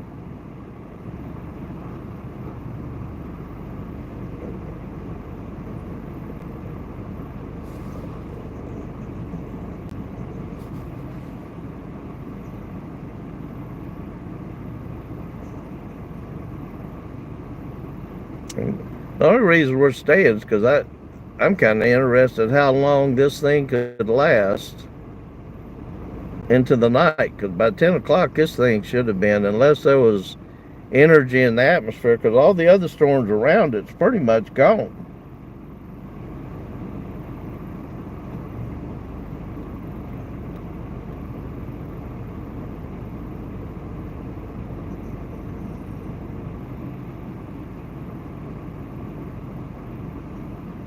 As the Weather Service said, this is the thunderstorm cell that just won't go away.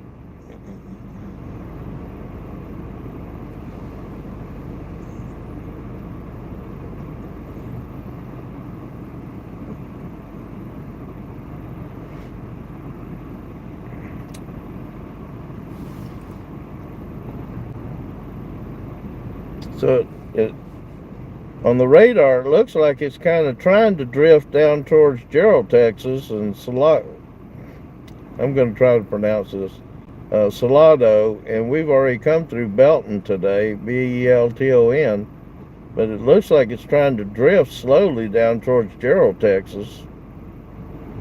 But it ain't doing it anytime fast.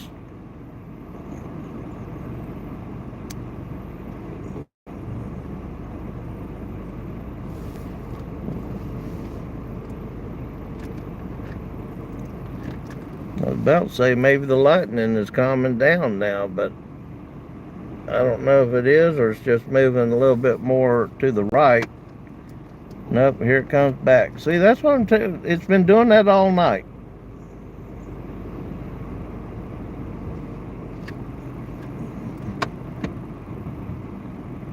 We thought it was over with an hour and a half ago when it stopped lightning for a while. And then 5 minutes later, it started right back up.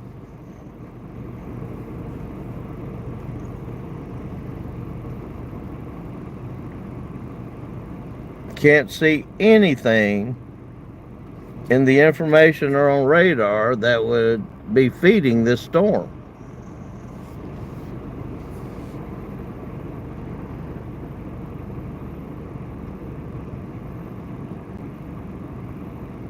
It's unpredictable. I've never seen one like this.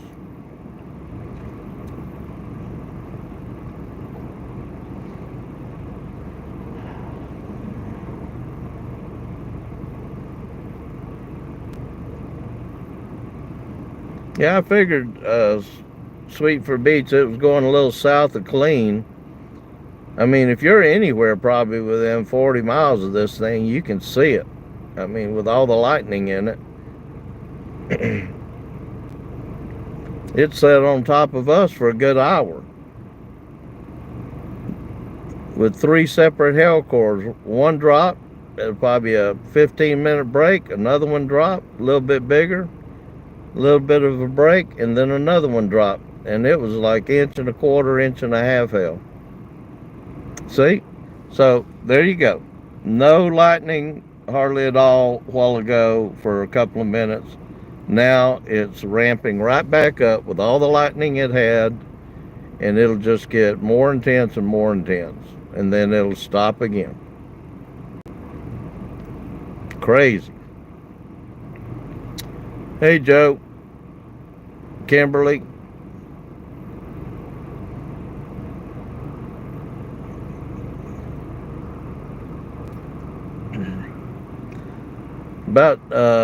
About 2 hours ago in this, when we were coming to Kempner, there was a massive cloud to ground lightning strike, probably one of the biggest I've ever seen.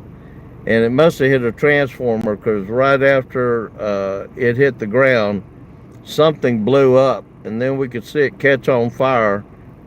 I can't wait to get the video downloaded on this live stream so I can see exactly what that was. We never could see it once we got up to where it hit, but hopefully nobody got hurt. But something blew, whatever it hit blew up.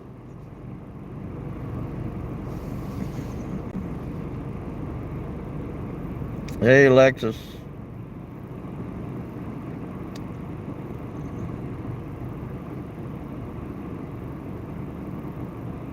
Oh, wow. I tell you, you want to see a good power flash, look at that what was that Air Force Base? Scott Air Force Base video we posted about a week ago.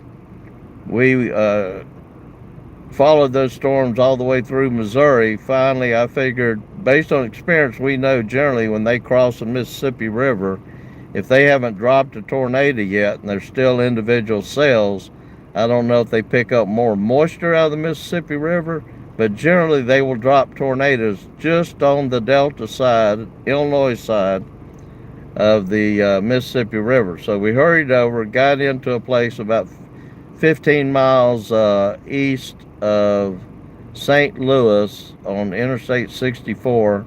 Same place we were on March 14th when we got caught in 2 tornadoes. And radar started not updating. Both our radars were more than 15 minutes old.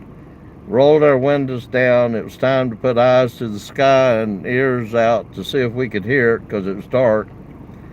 And it wasn't until it hit a transformer right in front of us. I thought I saw something out of the corner of my eye, and I turned the car a little bit to the left just in time to catch it hitting a huge transformer about 200 yards away from us, and it lit the entire tornado up. You've got to see that one.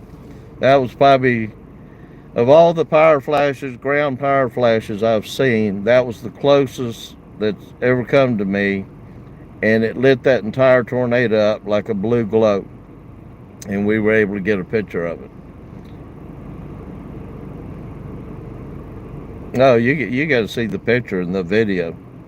I mean, it just happens. I called it out of the corner of my eye with a lightning flash and said, "What was that?" Had just enough time to turn the car about 20 feet, and then it hit the power. We went back out there last week coming out here, and just to see on our way out where we were sitting in relation to where it hit, we could see where they put up the new power pole 200 yards in front of us of where our car was parked. And we had to look at the trees and other landmarks that was in the picture to get lined up exactly. And then we saw the power pole that had been replaced since that tornado hit about a week earlier.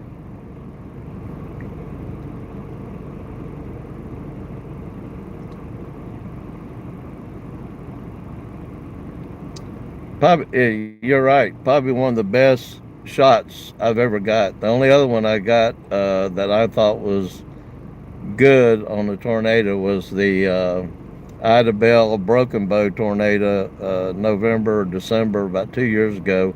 I knew it was gonna pass to the left of me, but there was so much cloud to ground lightning around me. Every time the lightning flashed, it was so close, it kind of like somebody set off a camera flash in front of your eyes, and it kind of blinded me for a minute. I did not know how close it come to me until I looked at the video.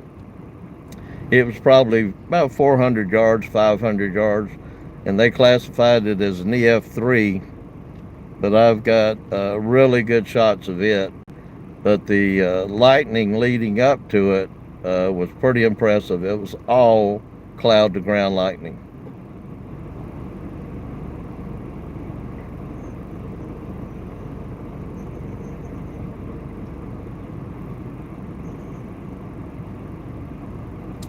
Well, this storm may be trying to weaken just a little bit. Well, not with the lightning, but on radar it looks like it's getting a little bit smaller.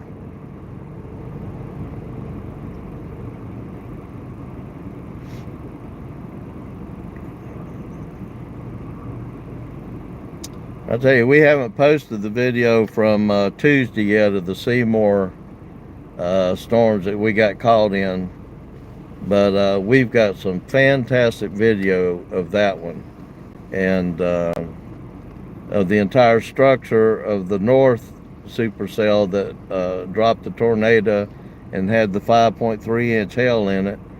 And then we got a real good view, entire structure of the one that developed south of us that blocked all the chasers' escape routes, because there was a whole bunch of people scrambling. Somebody said it could have been as many as 75 to 100 chasers having to scramble to get out of that area.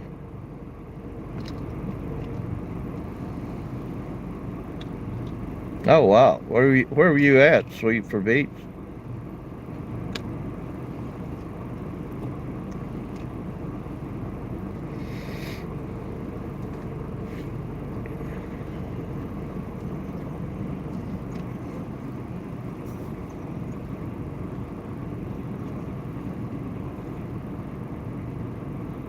Oh yeah, those yesterday were pretty bad. I can't remember. We tried to get down that way, but to get through Dallas was pretty tough, and we ended up making a wide swing back out to the west to catch a couple of isolated cells coming in from the west. The rain was pretty intense, and I understand some of them had some wind in it. We didn't run into any of it. Nothing like Tuesday anyway. But we'll be posting Tuesday's videos probably sometime this weekend, and we try to edit them down to take out all the dead time and the drive time, and just get to the meat and potatoes of the day. And but this one, probably most of that video was meat and potatoes. We tried to warn, man, I tell you, we tried to warn Seymour and Monday as we went through that there was a bad storm coming, and we really didn't know how bad it was at that particular time until we got out there and started videotaping it, and it just kept getting bigger and bigger and bigger. And the wind, just some of the toughest wind. I'm going to tell you, of all the storms I've chased in my lifetime, that was probably the third worst I've had to drive through.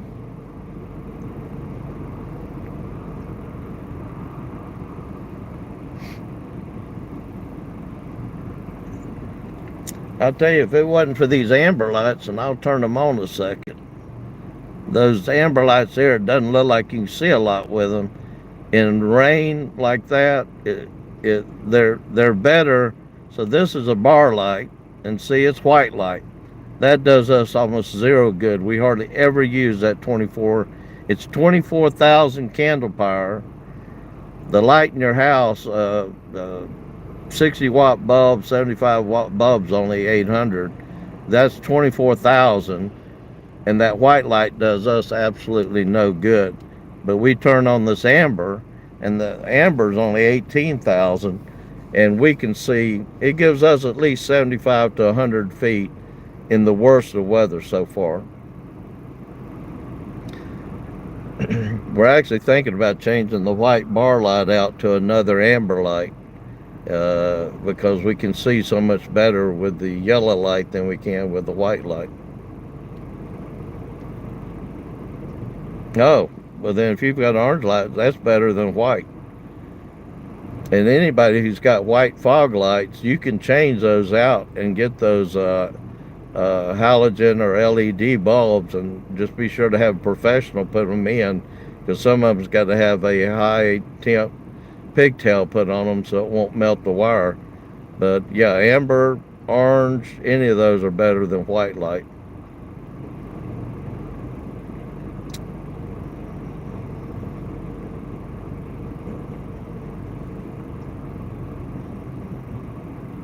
Yeah, I think finally this thunderstorm cell, I don't even want to call it a supercell, but I assume it is. It's an isolated cell out here. It's been hanging around for a couple hours.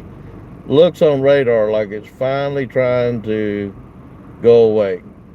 So before it gets to I-35, it looks like it may fizzle out to nothing but a rainstorm at that point, and probably not a big one.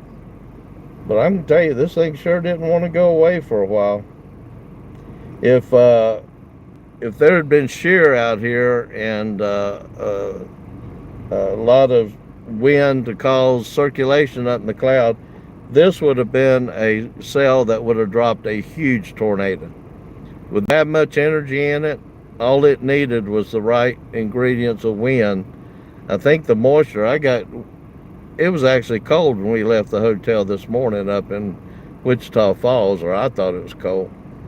But when we got down here, the humidity and the heat, I got out of the car to gas up, and I said, where did we cross the line from being dry and chilly to, I felt like I was in Houston or back in Pensacola with the amount of humidity that was here when I got out to gas up. So if the winds had been here along with all that humidity and dew points and uncapped cape, there's no telling what kind of tornado this cell could have dropped if the right ingredients was here.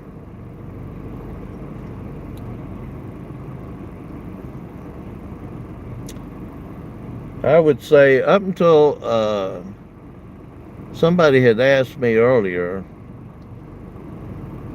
Yeah, I saw that. I saw the funnel on that one. I didn't see somebody. I was driving at the time in heavy traffic trying to get down here when somebody said it was on the ground. But I did see I think Connor had it on his feed of the funnel when I saw it. But somebody had asked me what this season was like compared to last year so far. Up until probably the end of the first week of April, I would say it was almost more active than last year. But since we've been out here the last couple of weeks, while there's been a lot going on compared to last year, particularly back in mid-April, when we had that big outbreak of tornadoes up in Oklahoma that hit all those cities in one night. We were out on that. We were in Duncan filming the one that came through Duncan that eventually went through Norman and then hit Harriet up on I-40. It's been pretty quiet. And my understanding is after today, or actually after tomorrow, there could be some storms up in Dallas tomorrow and south of Dallas. But after that, it may get pretty quiet this weekend. Maybe for almost a week. They're not expecting severe outbreaks. But the other difference this year, and we didn't go up there, but Wisconsin and Michigan and New York and particularly Pennsylvania getting hit as hard as they have the last couple of weeks. I know when we were out on the 2nd and 3rd, because I filmed one coming over Nashville, just south of Nashville, on 4 a.m. on the 3rd of April. Michigan got hit pretty bad with a bunch of tornadoes and severe weather up there, which is very unusual for that time of year for them to have that kind of weather.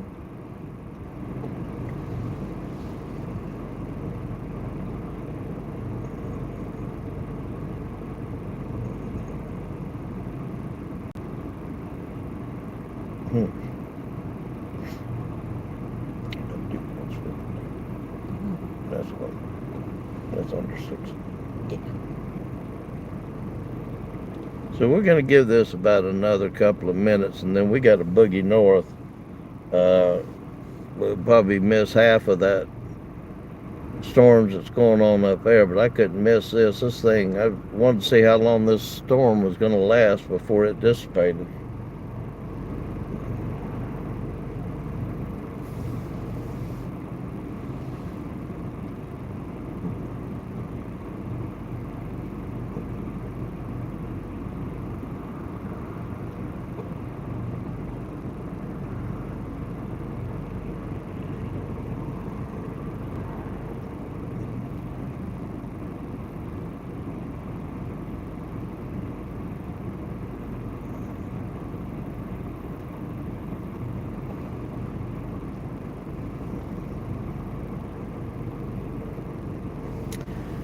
We've got two. We actually have, so you're going to think this is overkill. So just to give you kind of, I'll tell you what, I'll even show you what we're using in the car. So, don't judge. So we've got, I'll try to do it at an angle. We've got 3 GoPros and 3 high 4K cameras going out the front windshield. We got on each side of the car connected, like to this one here, there's another camera on the side that's shooting 4K, getting us the side views. That's how we were able to get some really good views of that one southern supercell on Tuesday as we drove through it. We got great video of it from the camera on the side. So we've actually got 6 in the front window, 1 on each side, all of them shooting at 150 to 170 degree angles so we can capture everything. And that gives us a chance, since it's shooting at 4K, if we have to zoom in to get it to fit on YouTube or Instagram or something like that, or if we just want to zoom in to get a better shot of whatever's in the picture, it doesn't get grainy on us until we get into the nighttime. But as far as radar, I'm using radar scope is on one of our tablets, and I can change it to give me the rotational coefficient. So let's say this was a tornado warned storm, and I'm looking at this correlation coefficient, and I'm seeing this blue, which could indicate a debris cloud, which we'd actually expect to see it down here on this side. I use radar scope for that, to see if there's circulation in the storm itself. And then we use my radar for broad, smooth. So this one is kind of pixeled, they call it. And this one, I've got it set to smoothen it out so we can see a more broader area and a better movement of the storm. So if we're trying to get in front of them, we look at the angle of the movement, the size of the storm, and what road network we've got to get in front of it. We've followed supercells as long as several hours just to get in front of them. If you look on our and be sure everybody subscribes and rings that bell for notifications when we go live. But if you look at that mile-wide tornado we filmed in Iowa last year on April the 30th, south of Greenfield, Iowa, we we followed that storm for 2.5 hours before we could get in front of it. And when we did, it dropped two little tornadoes, and then it dropped that huge tornado that you see there in the video. And then, I'm not trying to, uh, but we have a third one, a third tablet. Actually, we got four. So there's the other one. We're running our mapping programs on this one. Uh, Lisa is sitting over here doing the co-piloting of navigation. So she's got two map programs here, one on her phone and one on this 8-inch tablet.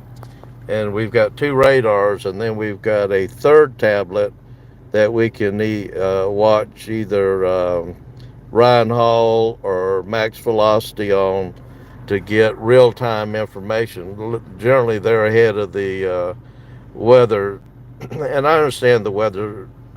National Weather Service has to be, because we had to do it in Florida on hurricanes. You can't put out evacuation warnings that's going to affect tens of thousands of people, if not millions, without being sure of what you're getting ready to do, because that causes panic, causes chaos, and before they can put out a tornado warning, they got to be pretty sure that there's a tornado out there before they scare people with that.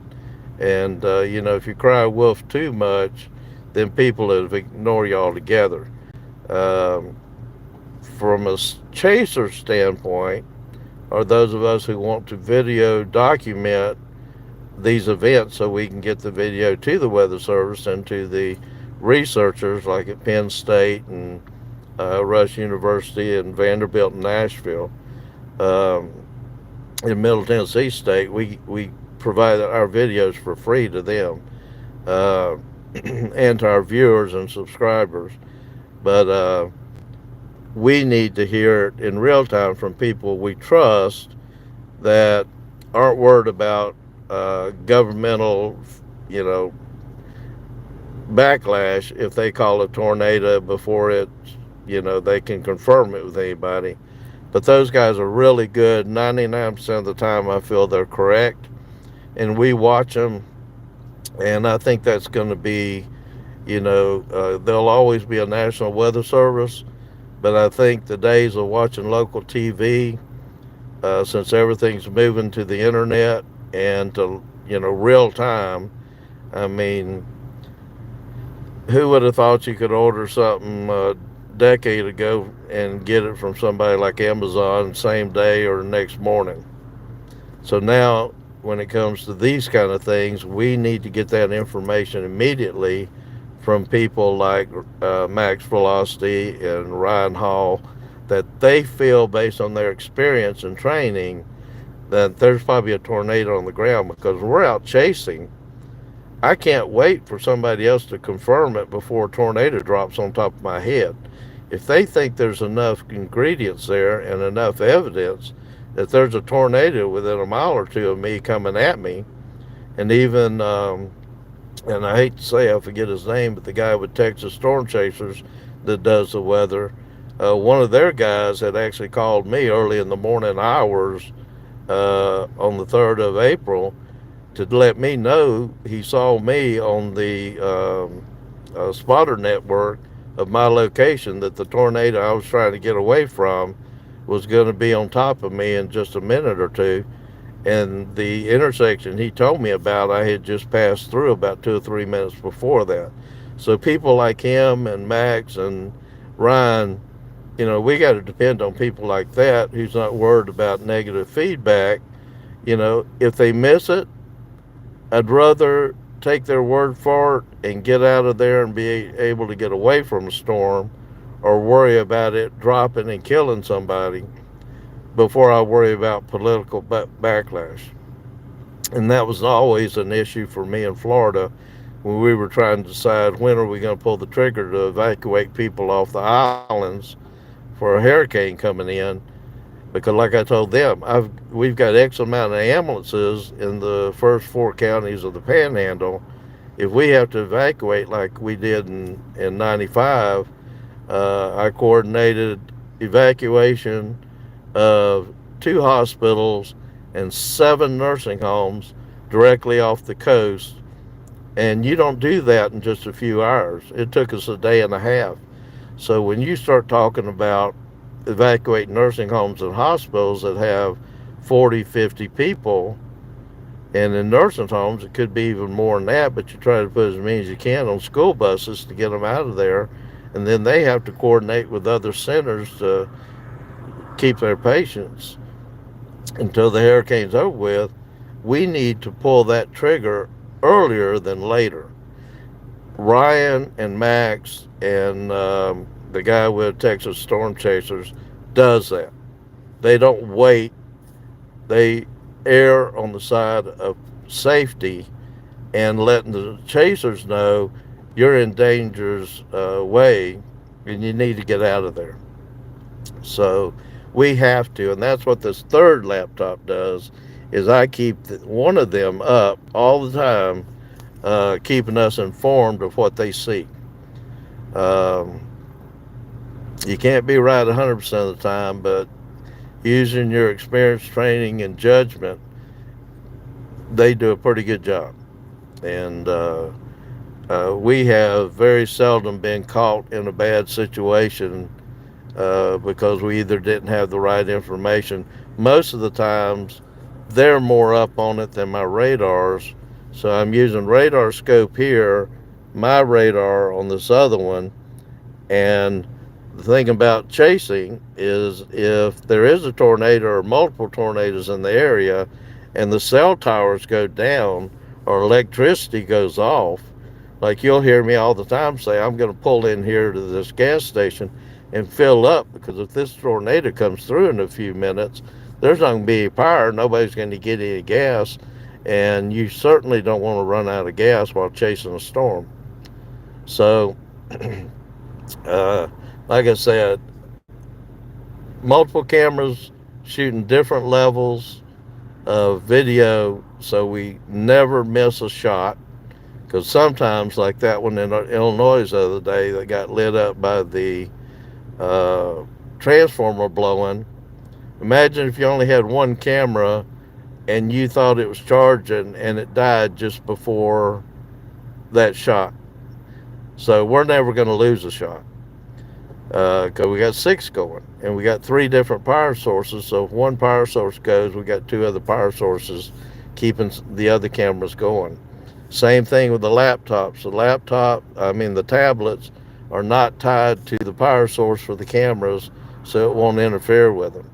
Same thing with our cell phones. Our cell phones are not tied to any of the power on the tablets or power to the cameras. So we put a lot of time and effort and hours and hours and hours of wiring our vehicle to be sure that we're staying safe. I've even got an automatic defibrillator with me that I'm certified to use in case we need it, full first aid kit in case we need it, because we're not going to pass by a damaged house without checking on them. A lot of times, and if you saw the one that Kenny McKinney was on, to where he was way out in the middle of nowhere, Texas, I think it was last year, because we were only about 8 miles from him, but we couldn't get over to where he was at to see that tornado. That family's home got destroyed, and he was able to carry them to the emergency room. When power goes and cell phones go down, it could have been hours before they could have got help, because their vehicles were destroyed, their house was destroyed, they had injuries.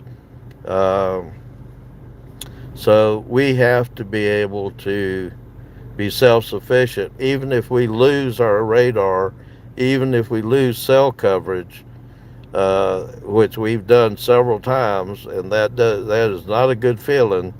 You've got to have enough experience, or you need to stay with other chasers that have the experience to be able to know when to get yourself out of a bad situation. And that's when they start talking about situational awareness. You got to know when it's time to hold and time to fold. And if you listen to the one Tuesday, you'll hear me say it's time to bug out of here. And I say that a lot, because I'd rather bug out early than get caught in something that we can't get away from. So you kind of got a real quick 10 or 15 minute overview, but we've got other things, other electronics. We've got several GPSs, because if you lose your cell towers and you lose your cell coverage, you lose your GPS and as far as your Google Maps and stuff like that. Everybody's getting rid of their old Garmin's. They're crazy. You don't have a cell, you know. We've learned to live by our cell phones. So yeah, you've heard that commercial. You've got the power of the universe in your hand with a certain cell phone. Well, I left my office one night, left my keys to my car in my office. It was after 6 o'clock at night. The building locks at 6. Oh, I'll just call inside and tell one of my staff to come and open the door for me. Oh no, I left my cell phone in my office on my desk with my keys. So I went from having the power of the universe in my hand to being carless, homeless, no telephone. You can't find a payphone nowadays. I had to walk a mile down the road to a store that was still open to borrow the lady's cell phone to call back to my office to get them to open the door when I walked a mile back to get in. So we're too dependent on our cell phones. I think emergency services are too dependent on them today. 9/11 was a good example. Cell phones got totally jammed. Half of their communications or more were useless to them because it was cell phone dependent. And I've still got old CB radios in here. We still carry GPSs, Garmin's, and TomToms. I've got 3. Just in case we lose all electronics, we can depend on those 20, I think there's like 30 of them now, satellites up in the air to get me out of wherever I'm at. Because most of the time, if we're in an area we've never been in, I have no idea where I'm at. And like today, I've never been to Kempner, Texas, but I know where I'm at now, and I know the cities around it, so I won't be as intimidated next time. But when you're out in western Kansas, western Oklahoma, Nebraska, and Texas, without a good GPS or mapping program to get you back, you may be out there for a while. So I hope that answered your question. Long answer, but I figured you'd probably want to see it all.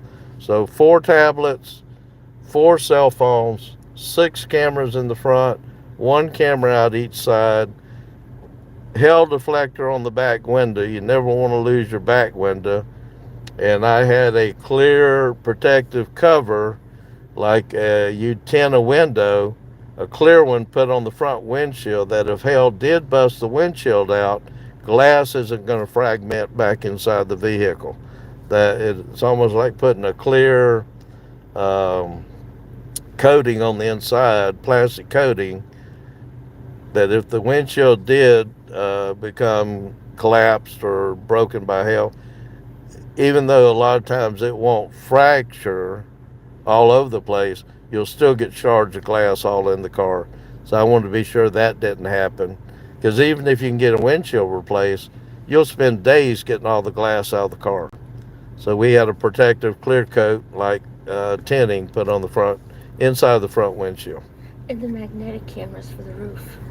Oh yeah, and then we've got, should we bug out and still want to film something behind us, we've got 2 other cameras that are in waterproof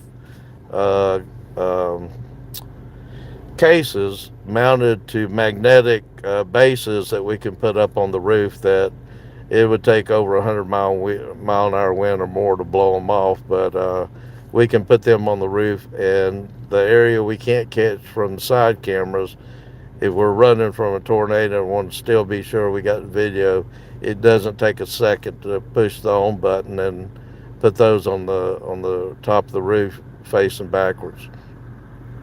I'm not convinced yet I want to get a bubble camera yet, so we're going to stick with what we got now.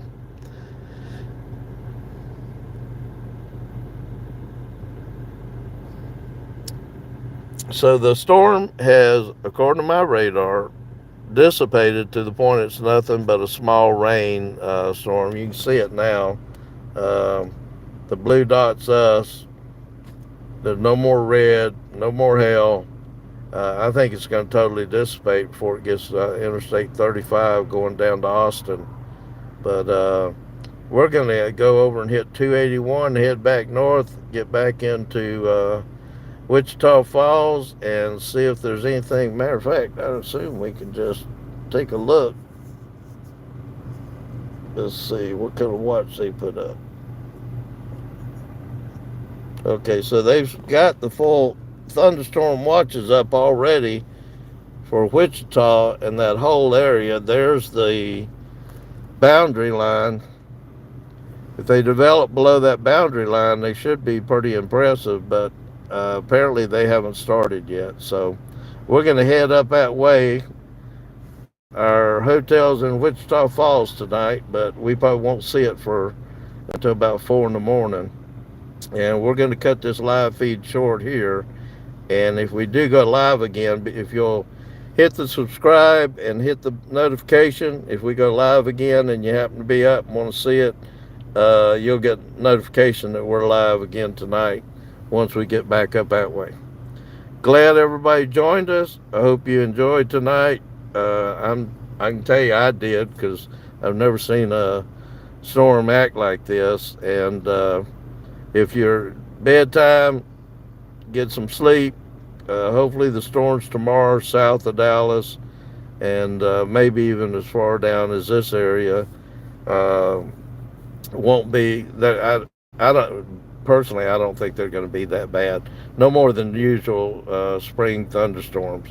Could be, but I just don't think it's going to happen. So please hit the subscribe button.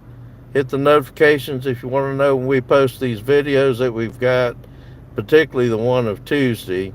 That's going to be a really good video when we get it posted. And the notification also lets you know when we go live. And we've got about 100 videos out there. Some of them's okay.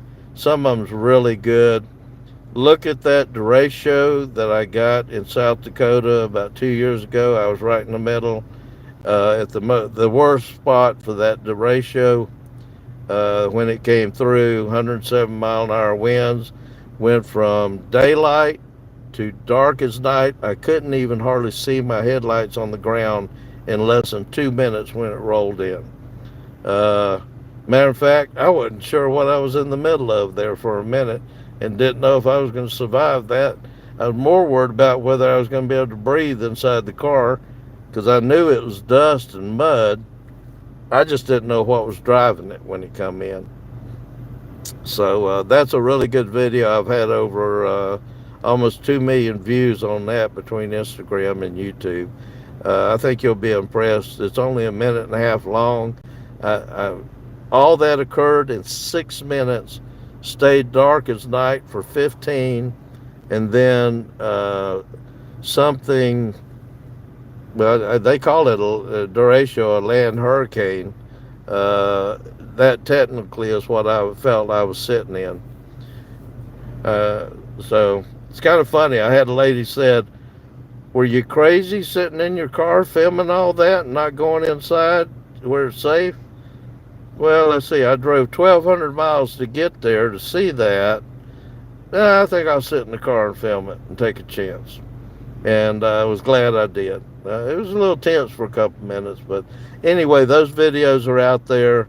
Feel free to go watch them. I look at as much feedback. If you post something, I look at almost all the feedback. And it's kind of funny, some of the feedback I hear. Just ignore the humming on that one.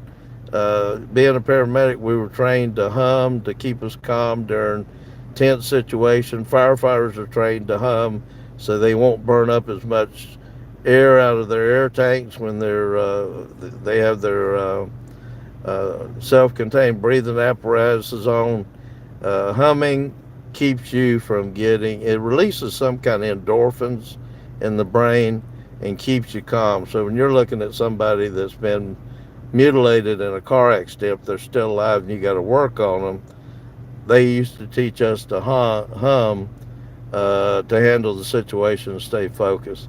And like I said, they teach firefighters the same thing, but for them, it also helps with their breathing so they don't burn all their air up in their air tank.